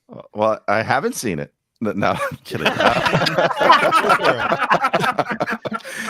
I would say, wow, where to begin? I really enjoyed the film. I feel, as far as live action movies go, it's either my number. It's in the top 3. I don't know if I go back and forth. It could be the best one. It could be, then Bumblebee and the original film kind of keep sneaking back in there, and I'm not sure where it fits. I would say overall, the film itself left me with a way different feeling than a lot of the Michael Bay films did, in that the walking out of there, I feel like every time I left a Michael Bay film, all of them, all 5 of them, I left there feeling really good. For the most part. And then the more I thought about the movie, the less I liked the movie. And depending on which one, I got very angry about the movie. I had the same reaction like every time I one of those. I was like, this is the best sequel yet. And then, no, it was terrible. This I have the reverse. Like, I feel like the more I think about it, the more I want to see it again. The more I want to delve into the film and find out a bit more. I've been watching interviews, been watching like clips of Stephen Capel talking about things that didn't make the film or things that weren't in the film, because I kind of wanted to know why everything worked, but everything feels like it was there were things that felt like they were part of a bigger picture or part of something that was removed from the film. So overall, like, as far as like Transformers movies, this is like a 9 out of 10, compared to like regular cinema overall, it's probably like a 6.5 or a 7. But it's good for a Transformers film. I know it's like a weird like For any curve to rate anything on. Pick, 6 or 7 is good. Yeah, and so yeah, I mean, I had a great time as a Beast Wars fan. It was great seeing a lot of those characters on screen.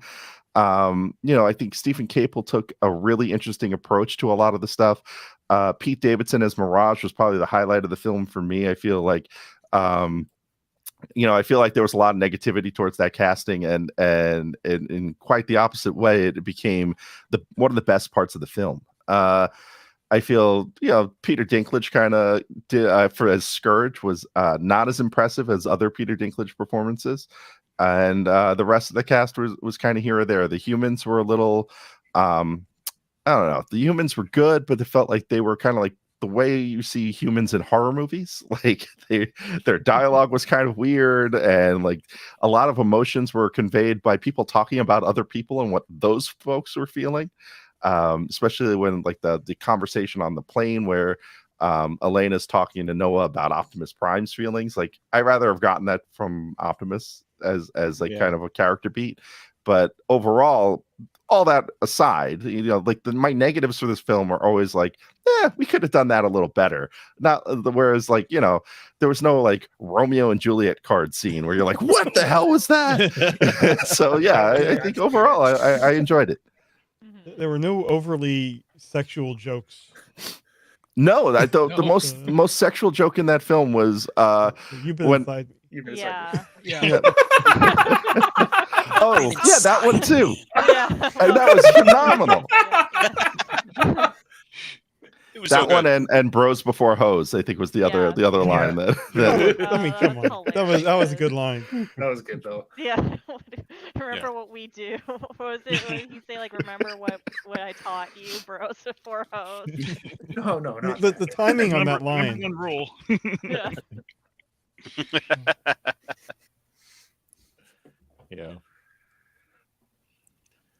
Well, that's. I think you're. Yeah, we're pretty much on the same page here with Rise of the Beast.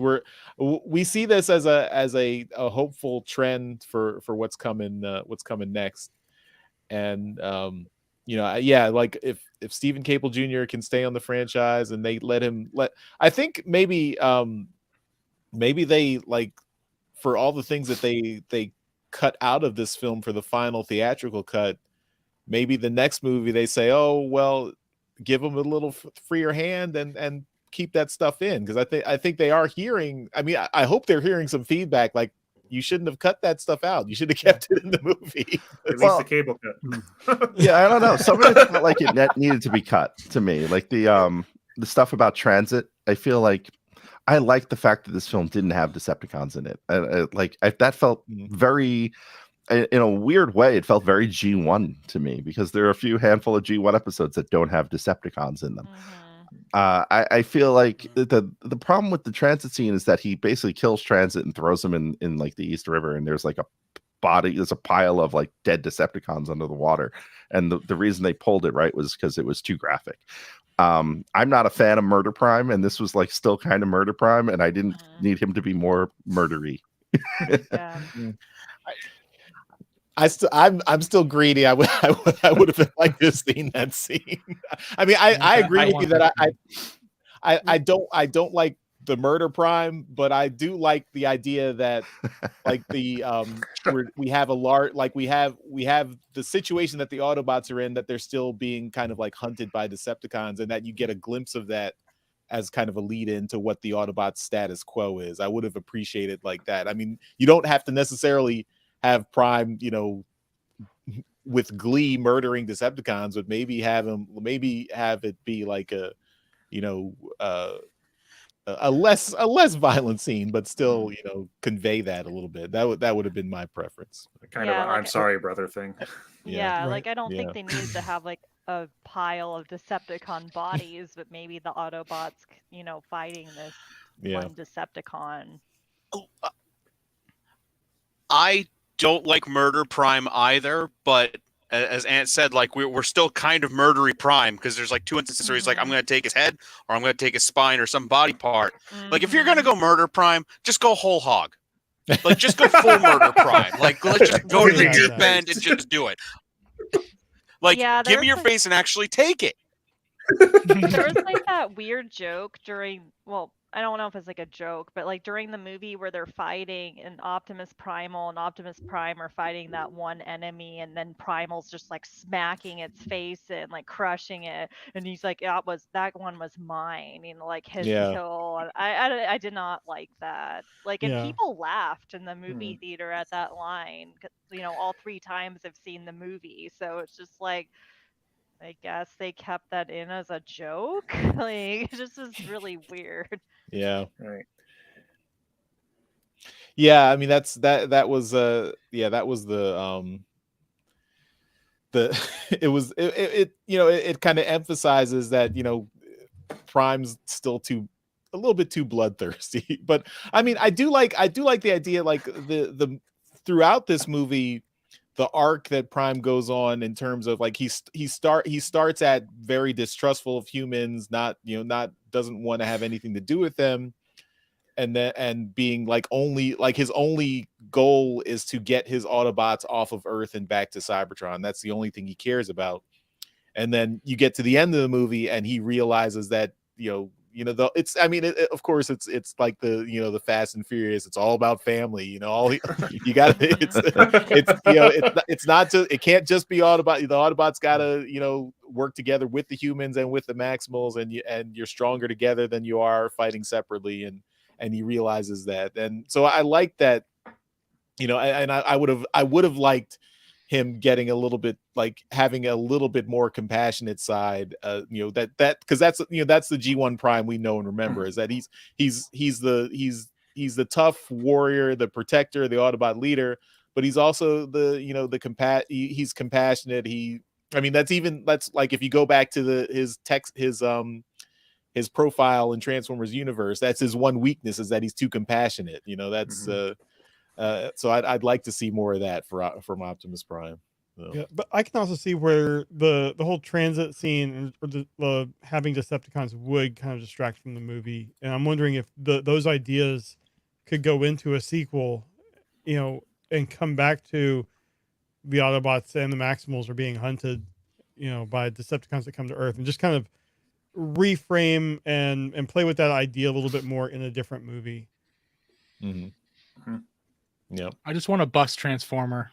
Just give us a damn bus transformer. Yeah. We got Busatron in Empire of Rust, Daryl. You got to listen to Empire of Rust. You're missing out on Busatron. Steve Buscemi. Oh yeah, he's got two names. Or no, Busatron is his Spark brother. You got Steve Buscemi, and then Busatron is his Spark brother. Because whenever an Empire of Rust showed up that it was Steve Buscemi, I lost it. Like, I thought that was the best thing. I kind of want the Mirage dump truck now. Oh, yeah. That's gonna be like a Generation Selects toy or something. Yeah. Studio Series garbage truck Mirage. Yeah. Yeah. In the description of the cutscenes, they actually said that the back part of his like garbage truck mode was supposed to be a hologram. So like the front cab and like the underside was him, and then the back part was holographic. I just kind of assumed the whole thing was holographic, but yeah, I guess he when Noah got out, he got out from a height, like a real truck. Yeah, it's hard holograms that are solid things, whatever. Of course it is. Heisenberg converters, whatever. It's all transformium. Stop! No more transformium. It kills me a little every time it gets said. And were you able to see like some of those test screenings that people have been talking about, or have you just seen the theatrical cut? No, just the theatrical cut. Now that I live in Florida, I don't get access to like the real. I was thinking this. I was like, if I still lived in New York, I would have been at that Brooklyn premiere. But no, like there's nothing down here because it's Florida. So So yeah, so no, I went to the movies like like everyone else and got it. I did see it a day early, I guess. I saw it on Thursday night before the full release, but yeah, saw it in the movies. But speaking of New York, just one thing, I don't know if you guys talked a bit about it earlier, but the soundtrack for this movie,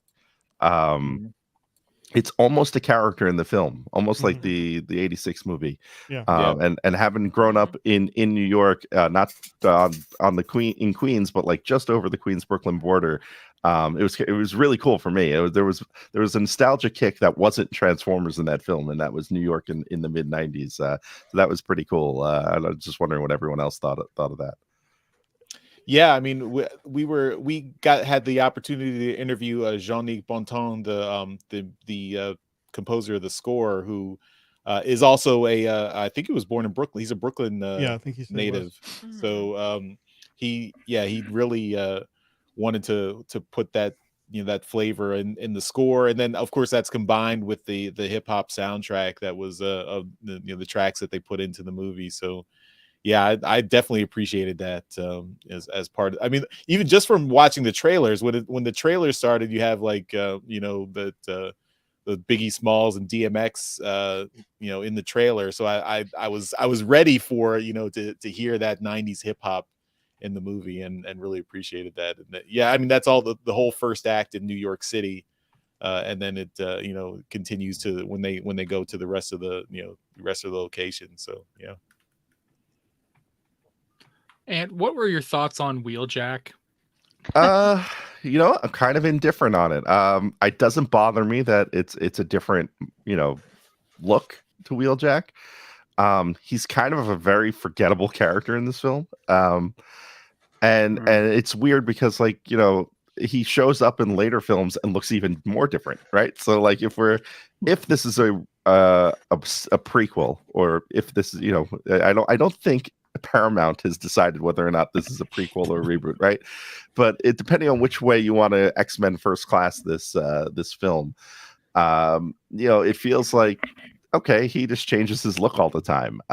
So no, it doesn't really bother me, because I don't think we really got to know him to really know what his deal is, to say like, oh, that doesn't feel like Wheeljack. Because for me, it'd be more about the personality to him than the facial features or anything else. Because like when you get down to it, like Bumblebee doesn't look like G1, but he's yellow. But look, Bumblebee doesn't look like G1 Bumblebee otherwise. Like in the last film, he was finally a Volkswagen Bug. For 5 movies, he was a Camaro, right?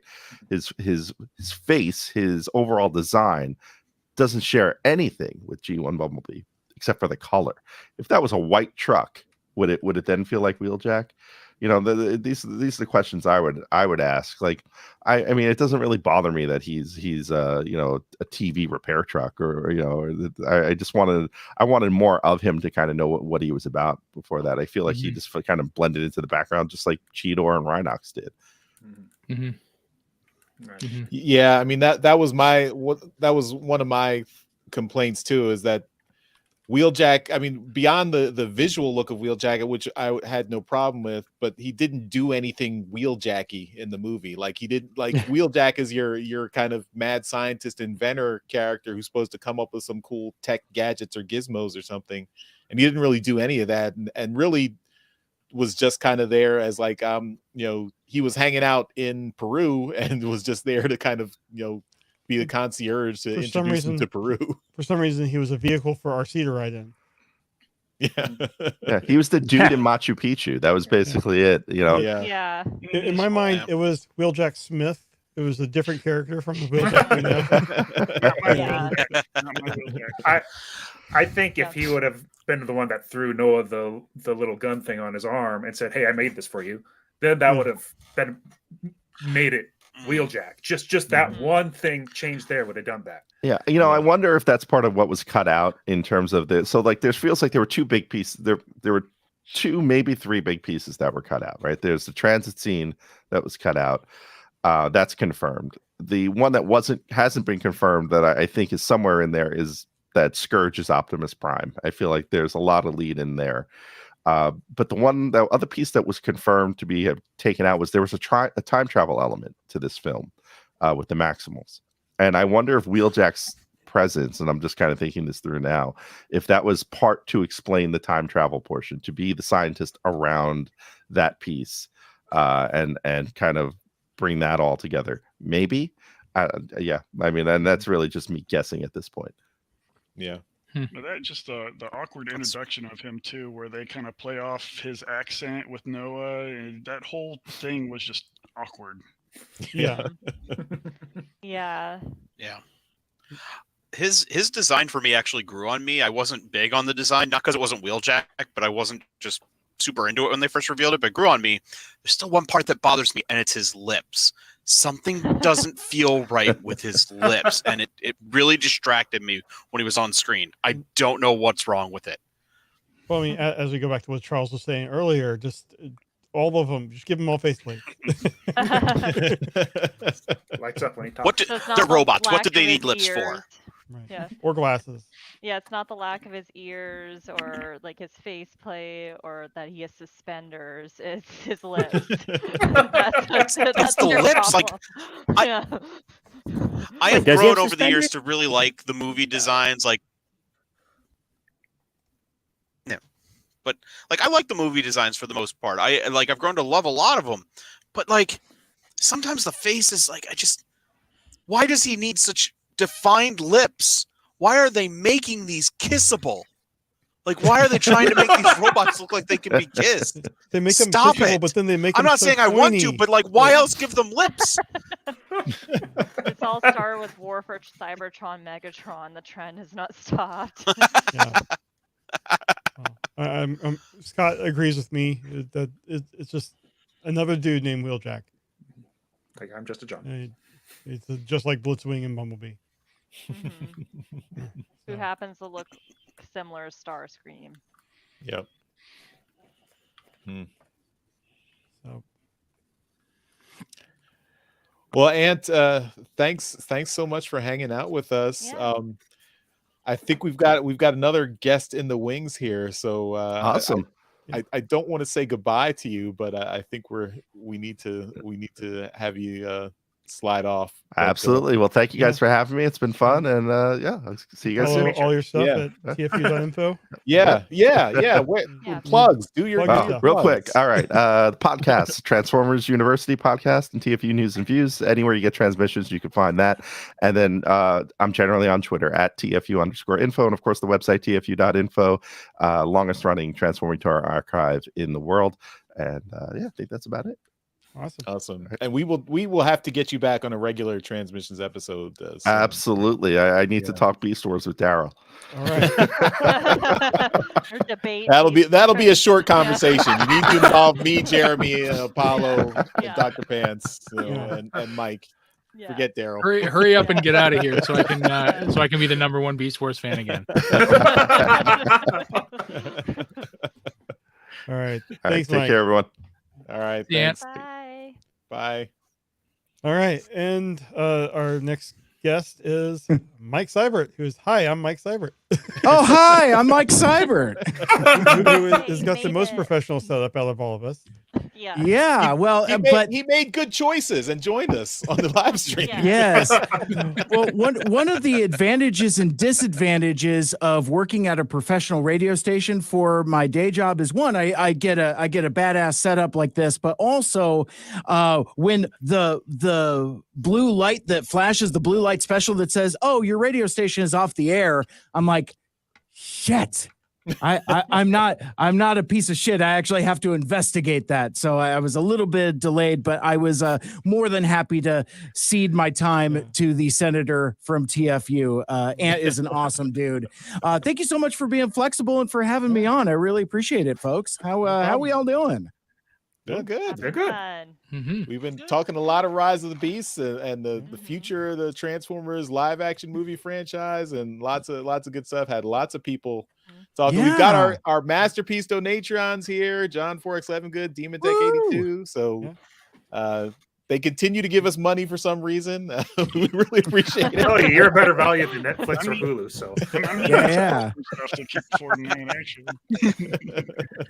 I'm just glad we got 100% more mics on the show. Right? Mike Life.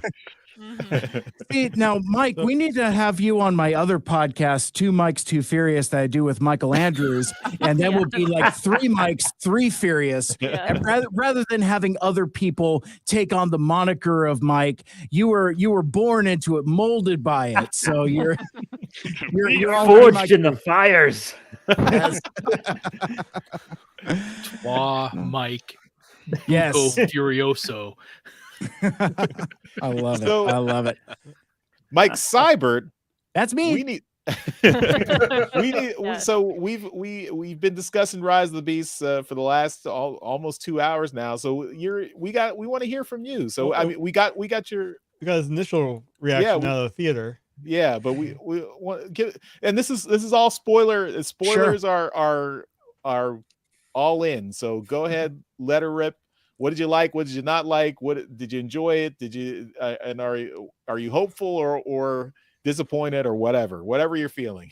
Well, the thing I've been saying since we saw an advanced screening of it Monday before the movie came out, Apollo had the opportunity to come up and attend that screening. In fact, I crashed her video for you guys. That was supposed to be her video. Yeah. And she's like, hey, man, do you want to be a part of this? I was like, Yeah. oh, yeah. And the movie is this and this and this. I mean, I totally like Macho Man Randy Savage all over that, all over that promo. But no, like the thing that I've been saying as folks ask me, it's like, well, is it good? Did you like it? And the answer I always give is it's fun. I thought I had a really good time with it. I had a great time seeing it in a audience full of fans. So that was a terrific experience. I've since seen the movie a second time, and there were things that clicked with me the second time through that didn't quite the first time around. Like I was really kind of put off by the Optimus characterization first time through, and I think it's because like my brain was fighting it. It's like I felt like the ghost of Yoshi over my shoulder saying like, you know, this is fucking IDW Optimus. Get this IDW Optimus out of my movie. So I was kind of breaking against that rock, but the second time through, I appreciated the character arc that Optimus goes through. They actually give him something to do, and I feel like this is the most acting that Peter Cullen has done in live action as Optimus Prime, because it feels like in the previous movies, I'm not even going to touch the Bumblebee stuff where they're saying like, hey man, we did temp tracks with this other guy. We need you to emulate that. Not even going to touch that. But like in the original Michael Bay iterations, they did a lot of the animation first, and then they record the voice tracks later and try to get it to match. Sometimes it matches, sometimes it doesn't. This feels like it was the other way around. Like they actually let him perform and emote as Optimus. It's probably the most I've heard Peter Cullen as Optimus Prime be since, I don't know, maybe 1986. You know, where there's just so much gravitas in that performance and his vocal delivery. So I really appreciated that more so the second time through than the first time through. Now, speaking of the voice cast, though, it's not often that I'm surprised anymore. You know, I'm a jaded fan, not just of Transformers, but genre in general. And so it takes a lot to surprise me. And I think we're at peak Pete Davidson. Like, you know, he's in Taco Bell commercials, for goodness sakes. You can't get away from him. And I was anticipating not liking that performance. And to my surprise and delight, it really won me over in a big bad way. And I think he's quietly kind of the best part of the movie. It reminds me of what makes these live action Transformers movies work is the relationship between a human and an Autobot, you know, or more colloquially, a boy in his car.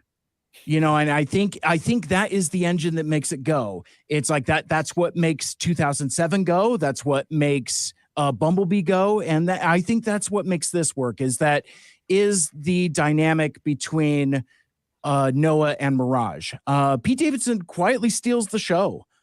And I found myself having genuine laughs, and I'm a person that has almost no patience for him. Like I didn't care for him on Saturday Night Live. I find him as an internet personality to be profoundly irritating. So I have no affection for Pete Davidson, and I'll, you know, go anywhere and say that I really enjoyed that performance and I like this character. You know, we as fans, we've gotten so precious about name reuse. And, you know, from the first trailers, it's like, oh man, it's a Porsche, so therefore it must be Jazz. Okay, well, the character is named Mirage, so therefore it must be this. You know, he has to be like, you know, kind of like an aloof former aristocrat type of person. And Rise of the Beast Mirage is none of those things. And I think it's better for it. And Transformers is a franchise that embodies change. It's constantly changing. And I think we as longtime fans, we're conditioned to the reboot cycle and the reboot culture. I think we're only bested by Power Rangers fans in terms of like being conditioned for the reboot cycle and being okay with it. But I spent a lot of years, especially like in my 20s, getting all kinds of pissed off about name reuse. It's like, oh, that Corvette on the roller skates, that's not Sideswipe, that's not a red Lamborghini. And I remember having like all kinds of problems with that. And that plagued me for years. That's why I couldn't get into the Unicron trilogy stuff. That's why I couldn't get into the live action stuff.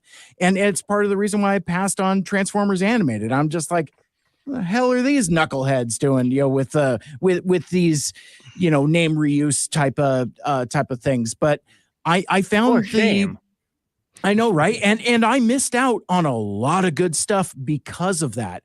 It sounds kind of weirdly immature in retrospect saying it out loud, but now I'm at a spot where I can appreciate that this is a silver and blue Porsche that's named Mirage and is a completely new, exciting character.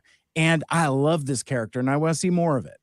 I would actually sit through more Pete Davidson actually, because I thought it was a lot of fun.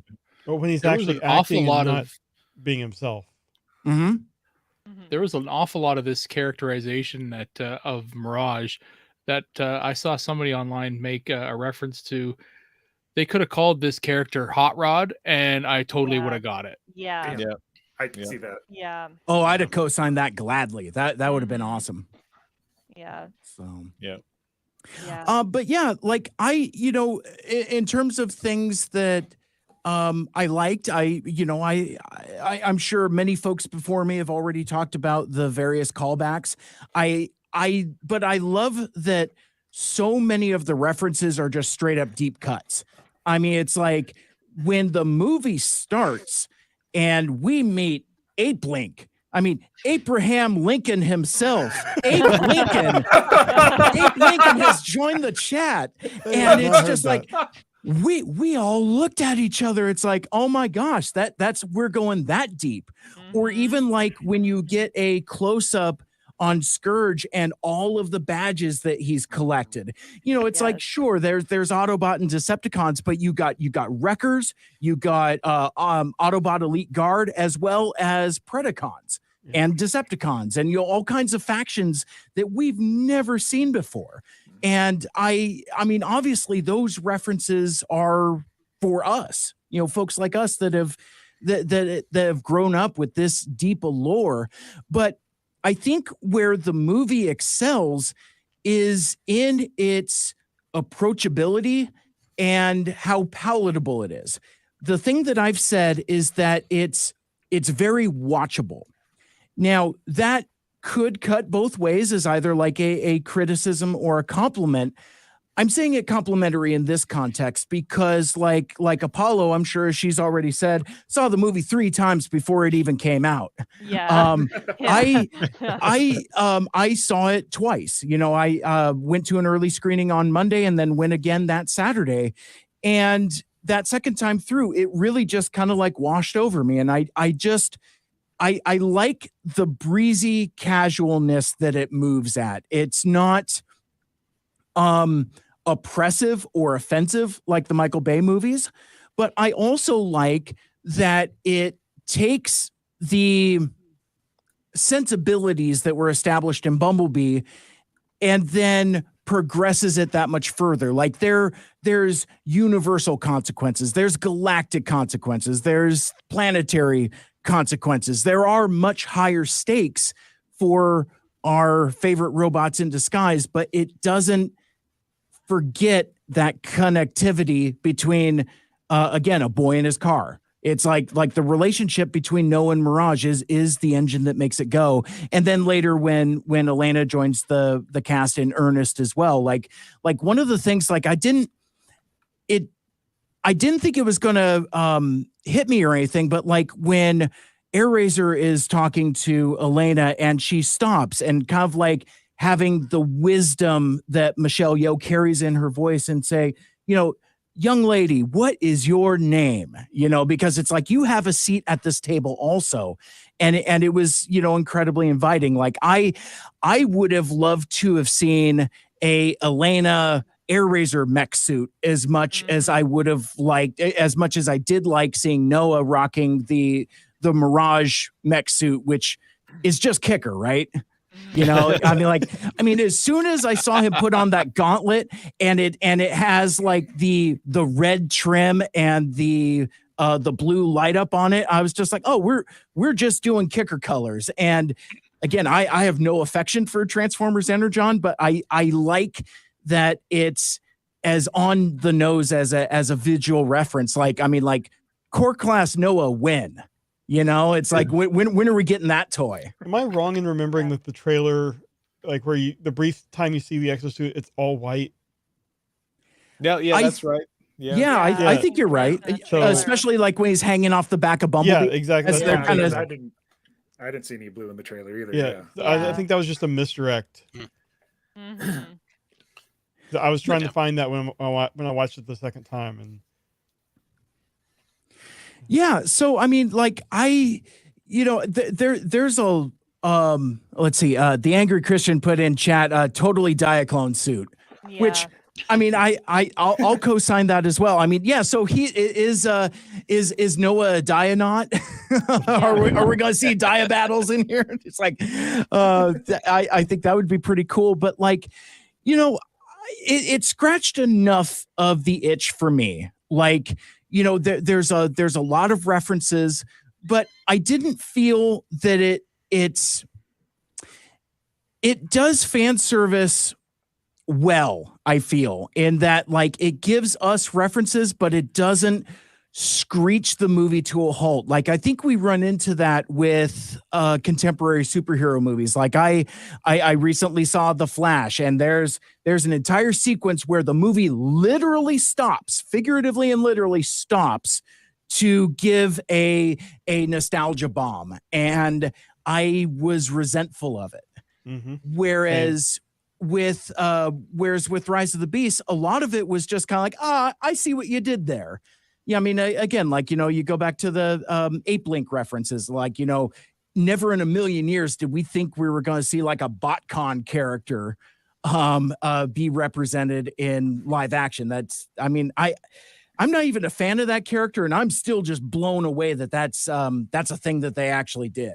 Yeah, in my mind, that's Stephen Caple Jr. telling, you know, the fans, hey, I understand the characters here. I'm throwing you this bone to kind of just set your mind at ease, you know, let's go, let's have fun.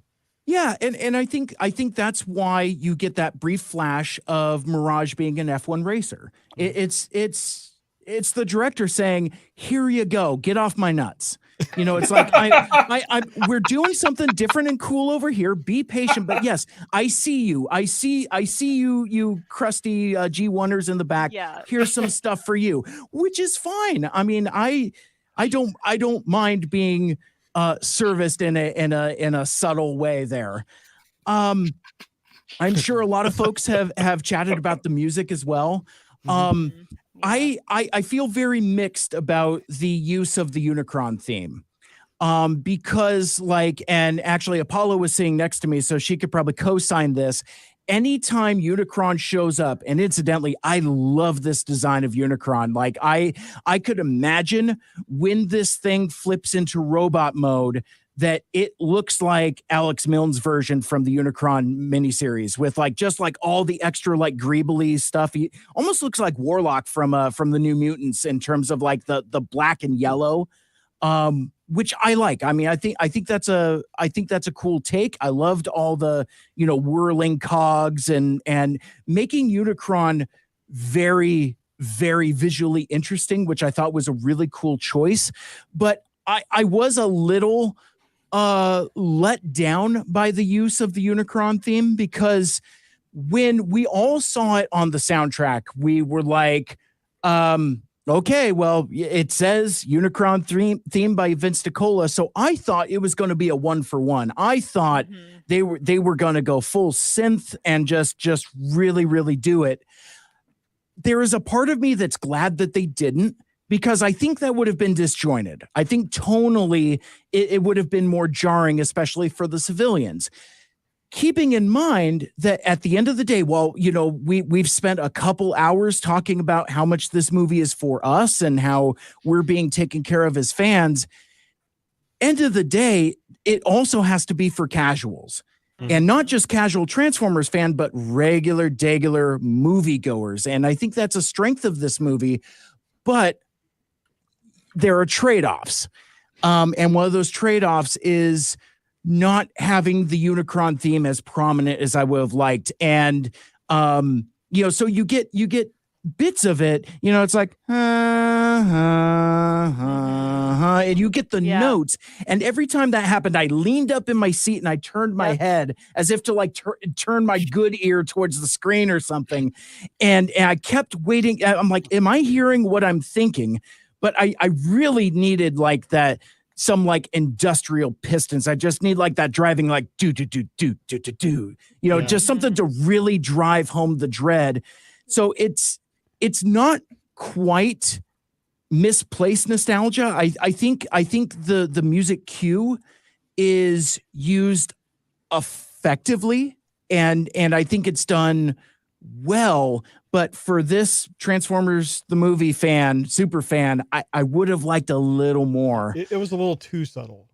Yeah, it's too gentle. And I'm like, you could turn it up. You could turn up the music a little bit. Yeah.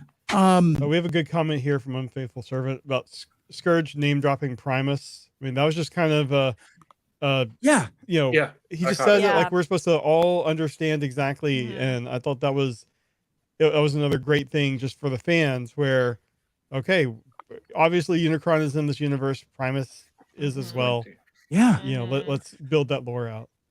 It reminds me of one of the things that I do like about this movie is that it's kind of like Transformers the movie in a way, and it's kind of like Star Wars in a way, in that like there's references to deep lore that for casuals.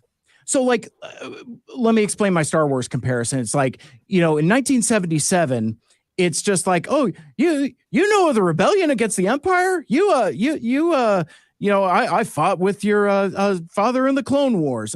What the hell is a Clone War? You know, that kind of stuff. So it's like stuff that wasn't built out. And I feel like there's a lot of like the deep lore stuff that we get.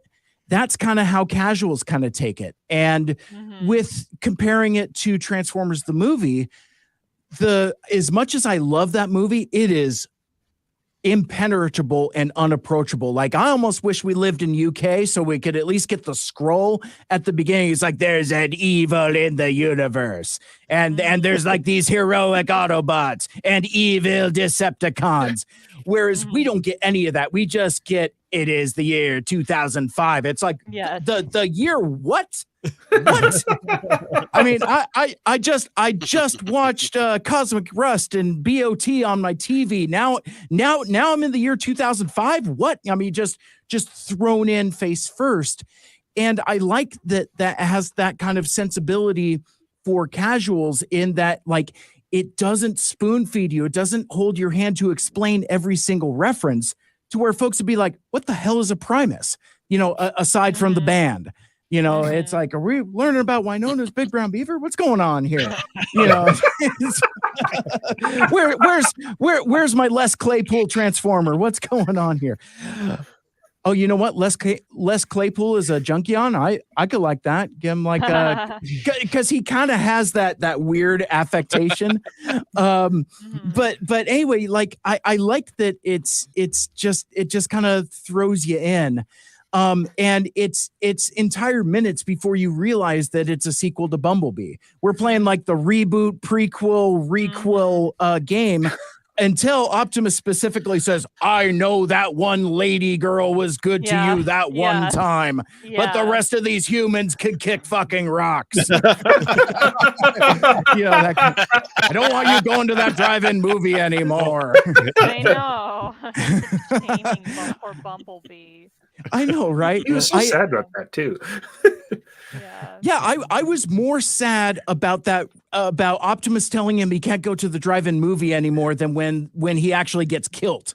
Because like I mean, it's one of the weaker spots of the movie, I think, in that like he's a franchise character, and I think Hasbro learned that lesson from 35 years ago, where it's like, yeah, maybe we don't kill off the franchise character, and because we got people locking themselves in bathrooms for 3 weeks or whatever. So I never felt that Bumblebee was in any kind of peril. And I felt actually kind of cynical about it, because to me, it's like they didn't know what to do with him. So they incapacitate him. They kind of Professor X him. It's just like, oh no, Bumblebee's kind of sick for a while. But I will say though, that one, Bumblebee would not have added anything to the plot or the story because he can't do anything. I mean, it's like that's where the limitations of the sound effects, sound drops, radio gimmick really is a hindrance of the character. And I really wish they'd get away from it, because the character almost has no agency. Yeah. So he works as a baby to be cared for, whether it's by Sam or by Charlie, but like in this iteration, there's no room for him. So yeah, you just you figuratively break his legs or something, to where he's incapacitated. But I would also say that I think the trade-off is worth it to get the Mama Said Knock You Out needle drop, because like as soon as the doors open and you see Bumblebee's the back of Bumblebee, and it's don't call it a comeback, it's like the hair on your arms just raised, and it's just like it's such a great use of that song there.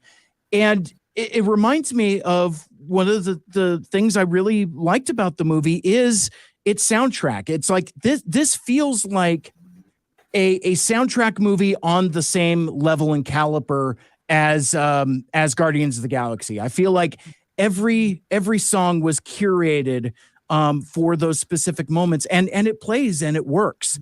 Like when Elena is in the museum and she starts singing TLC to herself, I was just like, oh, I mean, I really tuned into that, because like for a lot of us fans of a certain age, we were those of us that were kids in the 80s were teens in the 90s. So like in my neck of the woods in the Pacific Northwest, top of the charts was all R&B and hip hop. So it's like all of that stuff just hit for me. And I haven't really heard a playlist curated in that way for a while, at least this type of music. It's like, I like that James Gunn is rehabbing a lot of like, old dusty fart rock, but like getting some vintage 90s R&B and hip hop in there was quite welcome. And I'm just like, oh yeah, that's right. I liked that song when I was a teenager. That's right. So it's kind of like an extra nostalgia bomb for folks of a certain age. And I thought that was, I thought that was an incredible strength.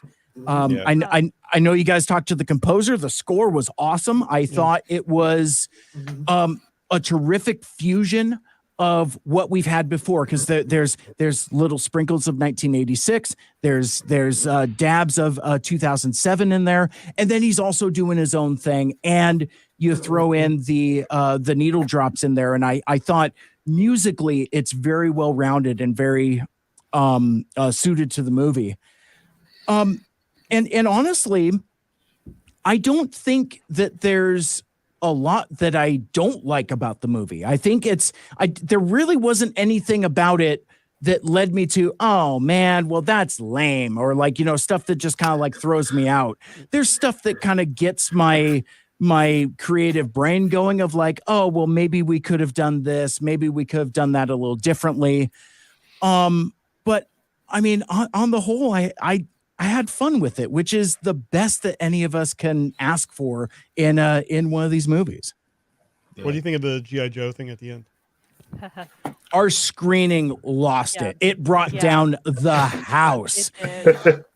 And keeping in mind that our screening was like a mixture of like casual moviegoers, true fans with our Seibfest fam, and media and press as well. So it was a cross section. And even when I saw it a second time on a Saturday afternoon, granted it didn't have as much of a visceral reaction, but there were still people in the audience that got it. But yeah, so it brought down the house, and I didn't know. It's like, I had seen something like on Screen Rant or something like that. Oh, Apollo, you had shared that with me on Facebook. Yeah.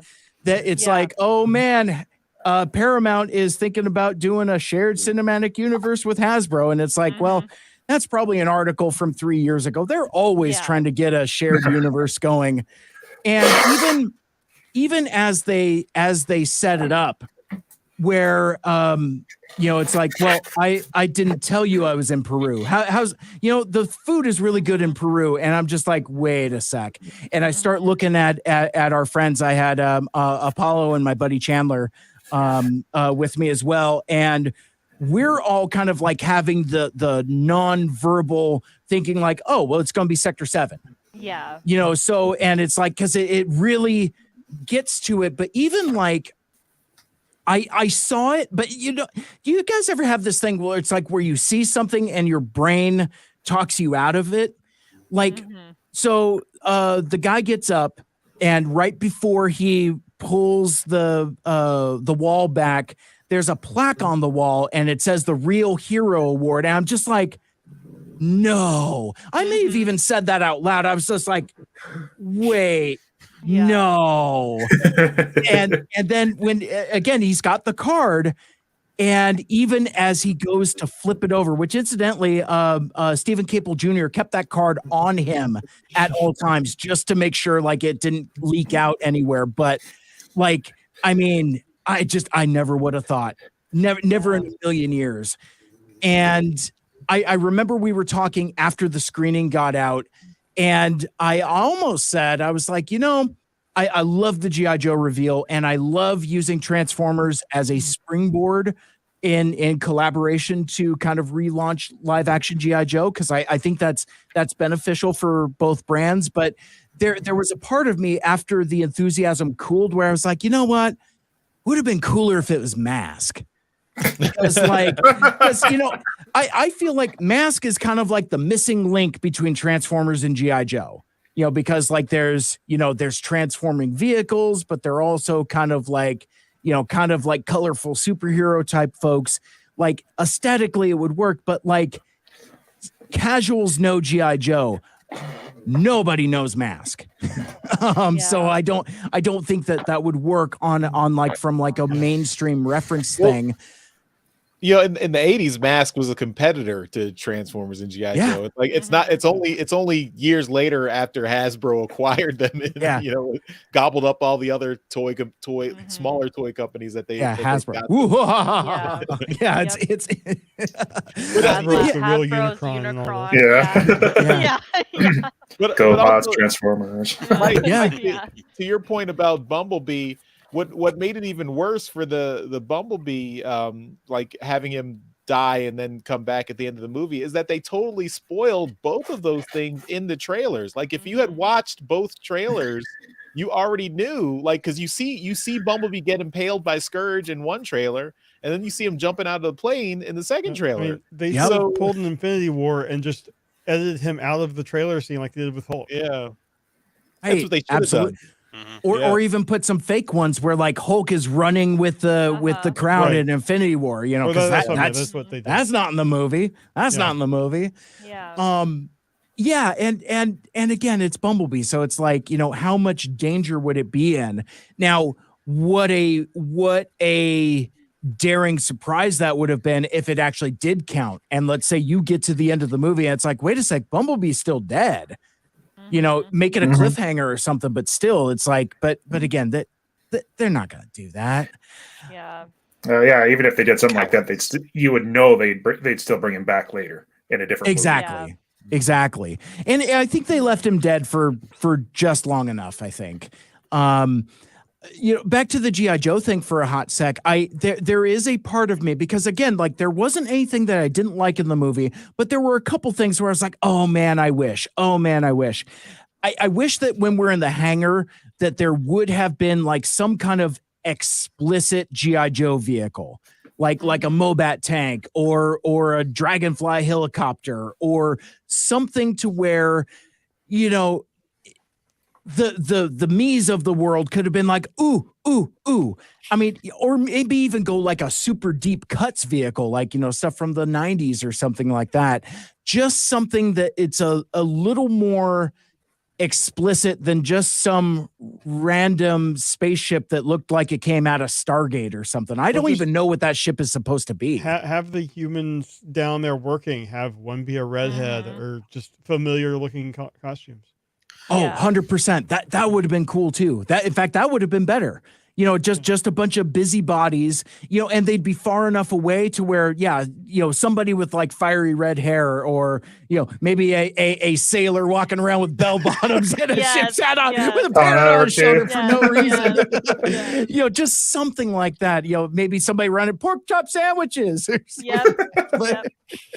Just something a little more. And that's kind of where some of my minor nitpicks come in. Like, you know, like I would have liked when Scourge is being tortured by Unicron, like, you know, turn the light to red. You know, just give me like a little bit of like that classic Unicron torturing. But I do like though that scene kind of gives us an echo to the coronation scene, because even like Battletrap and Nightbird are just kind of like, whoa, buddy, you're kind of on your own. And it's kind of an echo of like, remember, we belong to him. And I like that. But I think if I had larger criticisms, for as much as Bumblebee moved the needle on characterization of the Transformers, this Rise of the Beast, I feel like, splits the difference between the old Michael Bay aesthetic and sensibility and what was established in Bumblebee. Now, unfortunately, when you lean a little more into the Michael Bay sensibility, characterization is one of the first things that goes out the window. So seeing like all of these generics, seeing that Paddletrap has like, he's not even named, that you know, Rhinox does. Yeah, if we does Rhinox actually speak? I've seen the movie twice and all I hear is like that overmodulated roar. You know, we mentioned it earlier. He does say one thing. Okay. But yeah, so it's like, so the characterization of the Beast characters that aren't Primal and Air Razor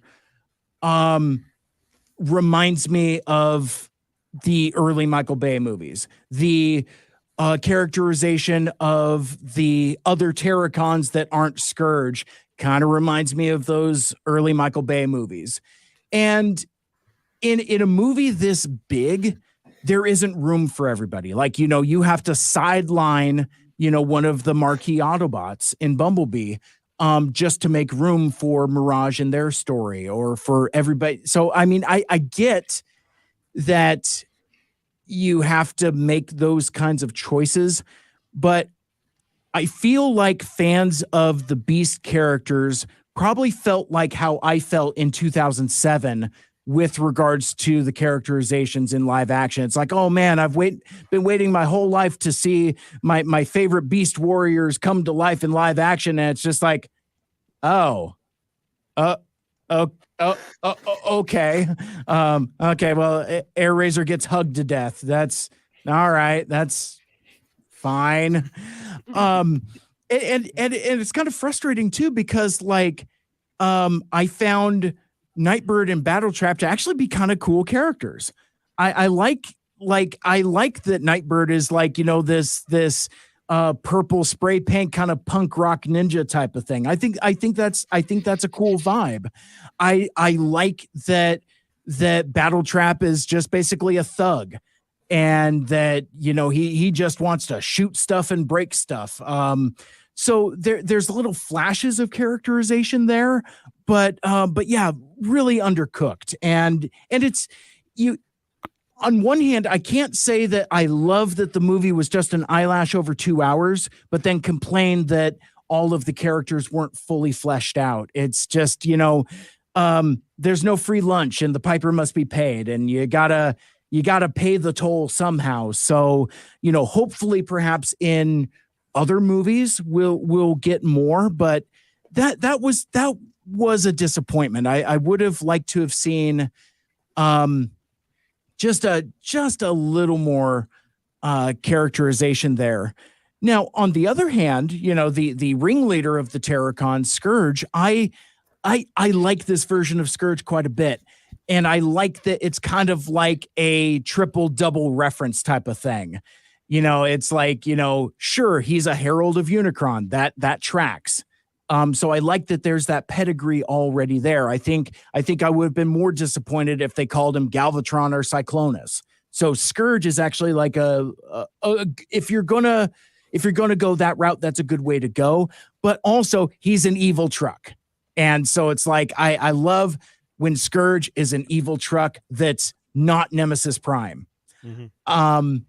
And I like that, you know, that fan theory that we thought that Scourge is actually like a time-traveled, corrupted version of Bayverse Prime. You could still think that. You know what I mean? Because it's like, you know, when he's unmasked, he's just very slippery and wet and weirdly organic. But that's not to say that, you know, maybe that has something to do with the Unicron's corruption of him or something like that. So I'm going to let somebody else write that fic, but I like the character, and I like that it evokes the best parts of Tarn. Like, I feel like this is Tarn without the name, because, like, you know what, I've heard folks criticize Peter Dinklage's performance. I actually liked it. I think some of the unevenness of it is intentional. And so to me, like, when I'm going to go back and read comics and I read Tarn, I'm going to hear it in Peter Dinklage's Scourge voice, because that modulation between like uncertainty and absolute menace screams Tarn to me. I mean, aside from, you know, the mask aesthetic as well, but just like, you know, characters like Scourge, like Tarn, like Kylo Ren, you know, those folks that have like that kind of like unhinged edgelord danger to them. I mean, like those characters are dangerous. And obviously Scourge is a force to be reckoned with, and he is proficient, he's capable, and as I forget who it says, maybe it was Airraiser or Primal, but like, nigh invincible. You know, and I like that he is a threat to everybody, that he's not just a pushover. So, and I feel like it sells that danger in the same way that Tarn in the DJD is shown to be incredibly dangerous, and their unhinged nature is what makes them even more dangerous. I don't know if the writers of this movie or even Stephen Capel Jr. are fans of the IDW comics, but like, there's enough connect tissue in there to where I feel like somebody has read an IDW comic, just to kind of capture some of the attitudes and sensibilities. I mean, especially with the Optimus character. Like, I mean, again, like I said at the top, this is the most IDW Optimus that I think I've ever seen on screen. It's wild, but yeah, and they make the Spark reference too in the movie. Oh, sure. Twice. Yeah. So Oh, I love this comment from the Angry Christian in chat. Jason Voorhees Scourge. Yeah, just that unstoppable revenant, that engine of vengeance. That great pull. I totally co-sign that. And really it is kind of like a weird Friday the 13th part 7 the New Blood reference.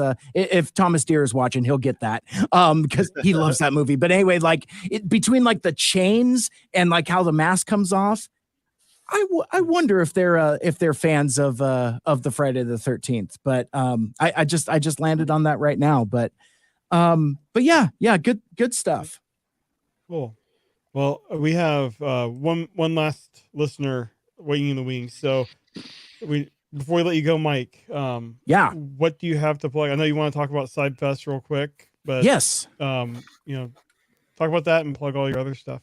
Absolutely. Well, first of all, thank you all so much for having me. This was an absolute pleasure, and I appreciate you being patient with me getting my stuff squared away and letting me jump on a couple minutes late. And I want to thank my buddy Ant for holding down the fort before I can get in. But yeah, man. In the Pacific Northwest is about to be transformed on July 8th. In Kent, Washington, which is about 20 miles south of Seattle, we will be celebrating our 10th annual Seibfest Northwest. It's the Cybertronian Festival. It's our unofficial Transformers convention here in the Pacific Northwest, and we're incredibly excited for this year's convention. I'm one of the convention organizers, and I'm just really glad to be part of the team. We've got a really good show planned. We are bringing in voice actor Paul Eiding, the voice of Perceptor. And I haven't talked about this anywhere else, so I'm going to share it with everybody here first. I had the opportunity to chat with Mr. Eiding on the phone today, and he is an absolute delight. Like I'm sure folks have met him at conventions, and just being on the phone, just very gentlemanly and just class. So I'm really excited to have him as a guest on my podcast to promote Seibfest coming up. We are going to be doing that on Wednesday, the 28th at noon Pacific time. That's kind of how the schedules line up, but I'll have more information about that on my socials. But Seibfest Northwest, cybfestnw.com is the website, so you can get all of the information about our convention. As we're doing the live stream here, registration for dealers is still open. That closes on Thursday, the 22nd. So podcast listeners, unfortunately, you'll be out of that opportunity there. But tickets will be on sale at the door for attendees to come in. The advantage of pre-registering as a guest, as an attendee, is that you get on the show floor early. An hour early at 10 o'clock instead of 11 when the doors open.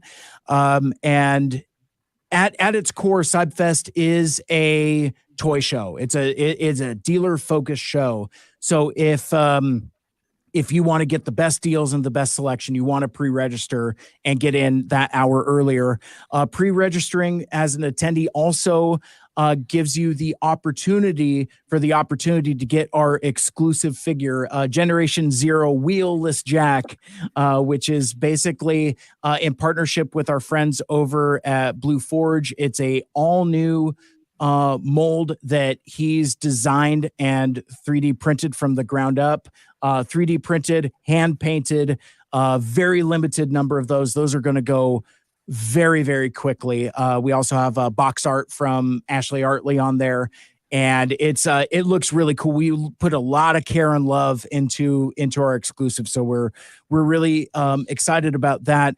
But the thing about Seibfest that I think sets our show apart from other smaller shows, and we are a very small show. Like one of the things that we're very excited about is that, so we're having it at the Kent Commons Community Center, which is basically a gym. You'll see paint on the floor for where the basketball hoops are. The hoops will be scrolled up. You'll see the scoreboards. It's a very cool, kind of like welcoming, homey environment. I think like all the wood kind of gives it like a warm welcoming Pacific Northwest texture to it as well. But for our 10th year, we're blowing the doors off figuratively and literally, and we've used half of the gym before. We're now using the full gym, twice as much dealer space, twice as many dealers, twice as many artists. Apollo will be there tabling with all kinds of cool stuff to sell. My friend Ashley Artley will be there as well with all of her awesome arts.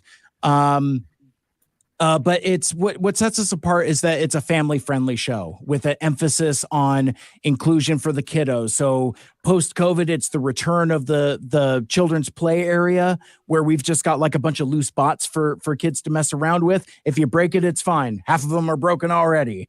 A lot of our artists have donated line art for a lot of their prints for folks to color.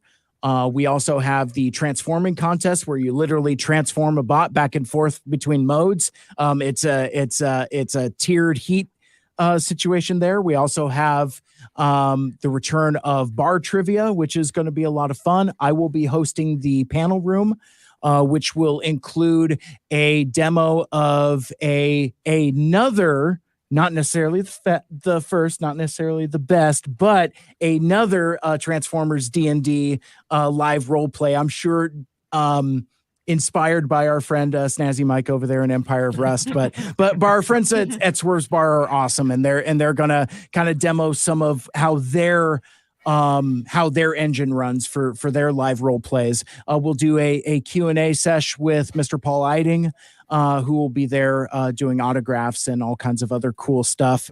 We have robotics teams as well. We have 2 high school teams of competitive robotics builders.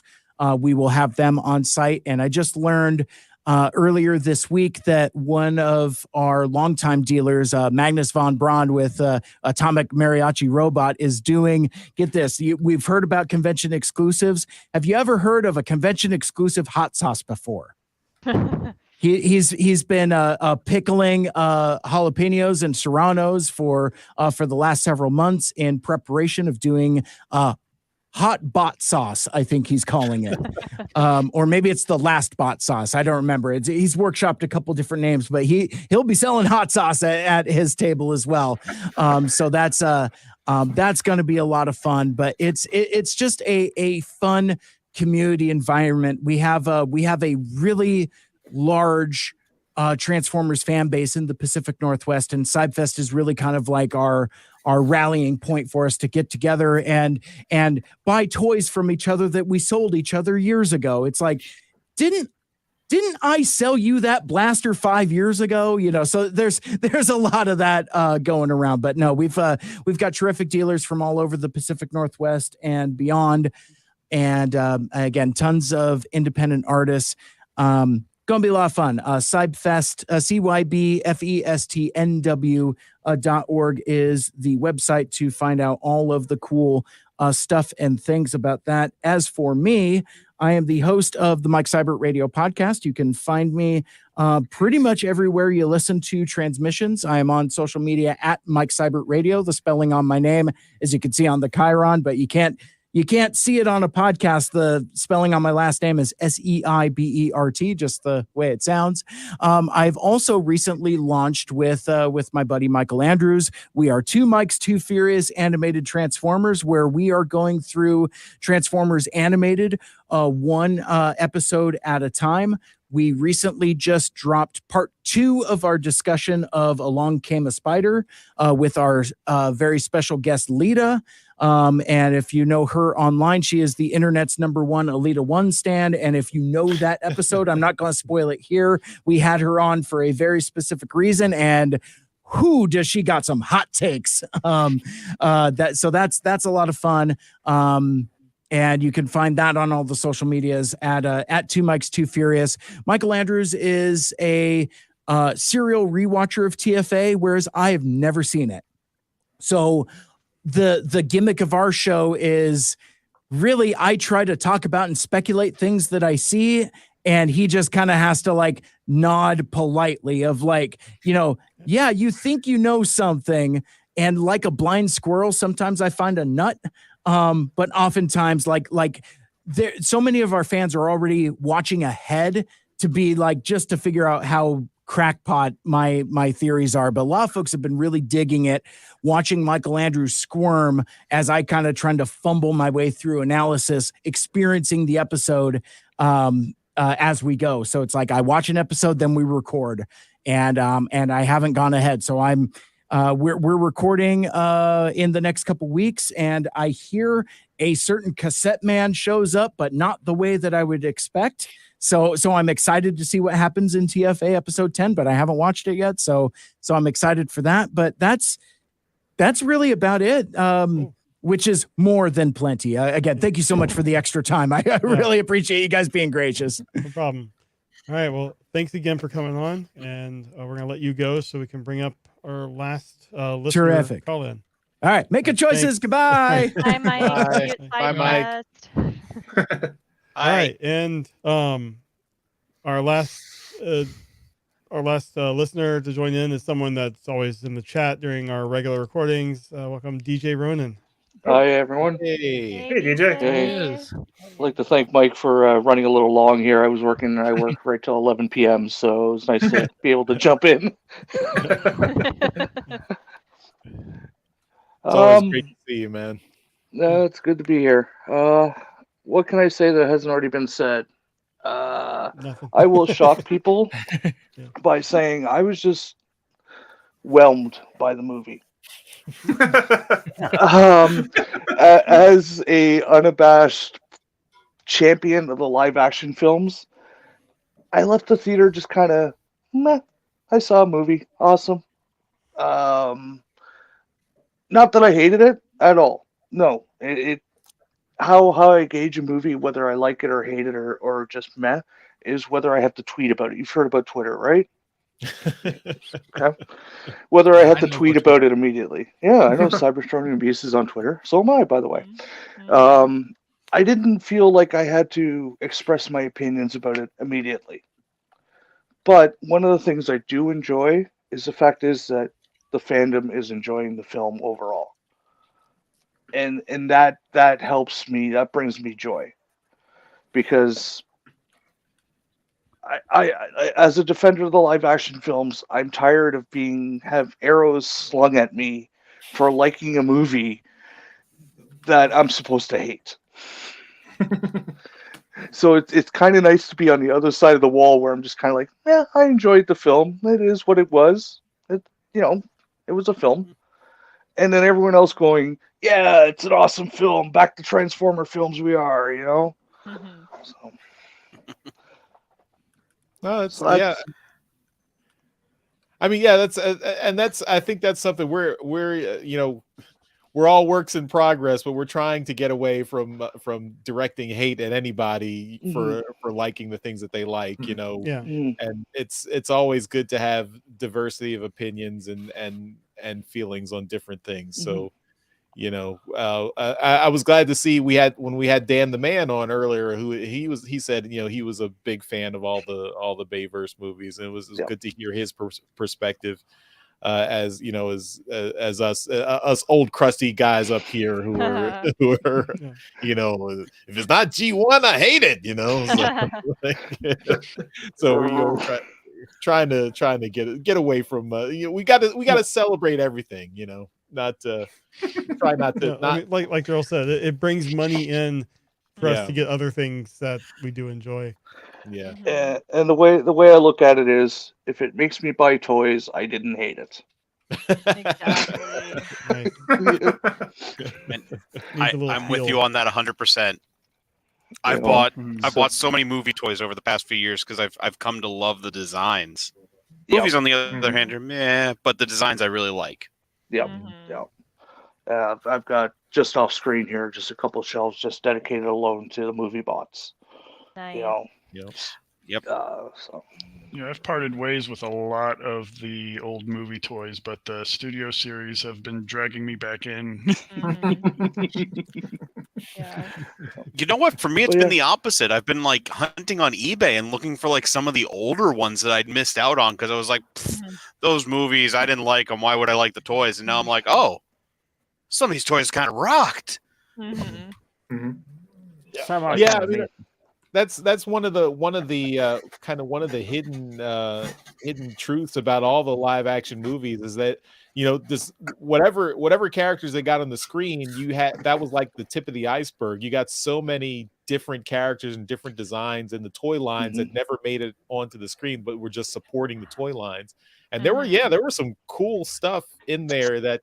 So, like I definitely passed over a bunch of things that I think I should have taken a second look at that were in those toy lines over the years. And another thing to add with the toy line is one of the major factors that people weren't a fan of is more so the Bayverse live action films. They're all the same color. The toy line avoided that. Like I can look at my Decepticon shelf right now and I'm actually seeing reds and grays and greens and blacks, and I'm seeing different colors. Where if I see those same bots in the movie, it is just a sea of gunmetal gray. Yeah. You almost couldn't see them in the movie because you couldn't figure out where they were. Exactly. Who was who? Yeah. They're robots in disguise. Even while being filmed. Fighting each other. Yeah, also have the mini Scorponok and those two little bots that help Scourge. They did avoid that, and Freezer? You had the purple Nightbird and the orange and what's his name? Battle Trap. Yeah, I mean, so Battle Trap. The characters were fairly colorful. I mean, my big complaint is Optimus Primal when he transformed into robot mode, just no color at all. Yeah. And I saw one of the toys. It was like I think one of the toys for the younger kids today that does go from the movie likeness into the bot mode has the TV show version of the head where it's bright blue. Like he needed something like that. At least have some hints of blue on the head to help you kind of point them out. Yep. Trying to think of because I've been listening in since you guys pretty well started. I'm trying to think of things that have not been discussed already. Because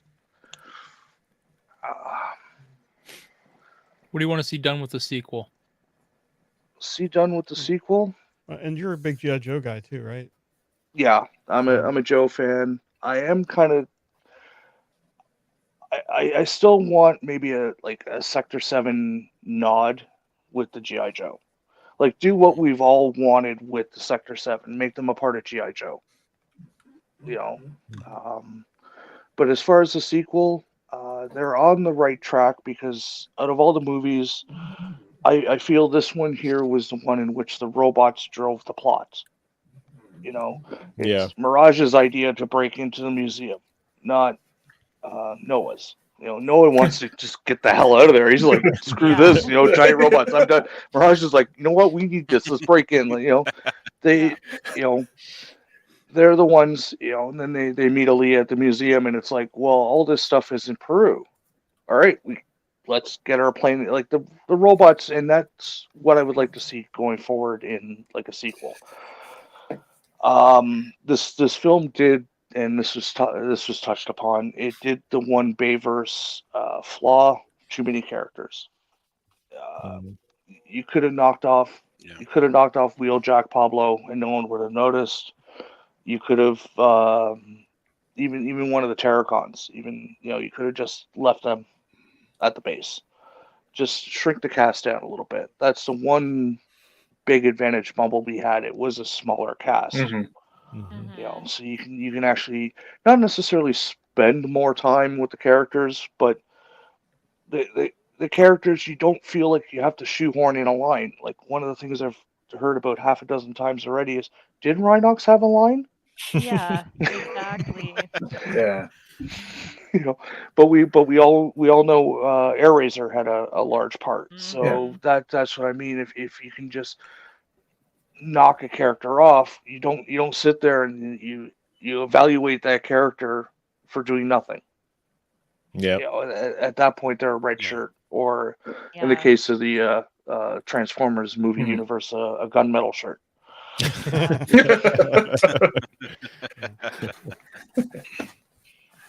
Yep. So. All right, we're getting close to 3 hours, so maybe we should wrap things up here. Yeah, this 2-hour stream. It's First in a 4 issue hour 3 of a 2-hour limited live stream. I know when you said it was going to be 2 hours, I was like, no, it's going to go all night. I'm ready. I prepared for this. Save Jeremy. He brought me on. Yeah.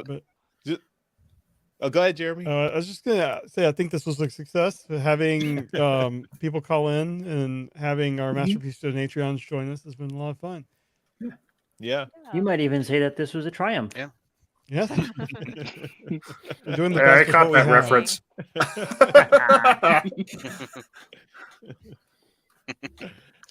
Yeah, Charles, that was a Portal reference. I thought it was an Empire of Huge Rust success. episode 100 reference. Where's my cake? Yeah, exactly. But yeah, thanks everyone for watching the live stream. I just Thanks hope for I joining hope us. next time we do this, I don't. Go ahead.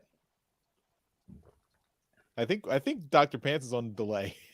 Yeah, as I say, I just hope the next time we do this, I don't drop out of it. Like, yeah, I am, because I'm having technical issues, but I don't want to get dropped 4 times. No. Yeah. You We should got to have paid get your you. monthly transmissions bill. We need to get you a better Chromebook. I love how you laughed at that about 5 seconds after I made the joke. Because of the delay.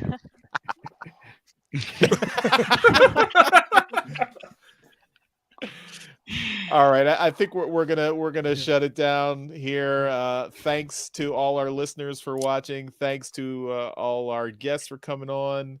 Thank you to our Masterpiece Donatrions, John 4X7 Good, Demon Tech 82. You guys are awesome. Thank you to DJ Ronan, who's also been a longtime Donatron. I think he's like the only one who comes to every one of our live podcast recordings every week. He's always there. So, you know, you're the GOAT for transmissions listeners, and we always love hanging out with you at TFCon, and I hope Daryl enjoys hanging out with you daily since he's in the area. I mean, we run into each other at the comic book shop all the time. So Yeah, we do. Awesome. But yeah, and of course, thank you to the B+ team, Dr. Pants, Apollo, Mike. You guys are awesome helping us out, and my longtime co-hosts Daryl and Jeremy.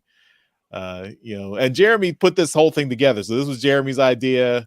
He put it all together. He set it up. He got the guests, did everything. So, you know, shout out to Jeremy. Yeah. I was expecting more technical problems, so I'm happy. So were we.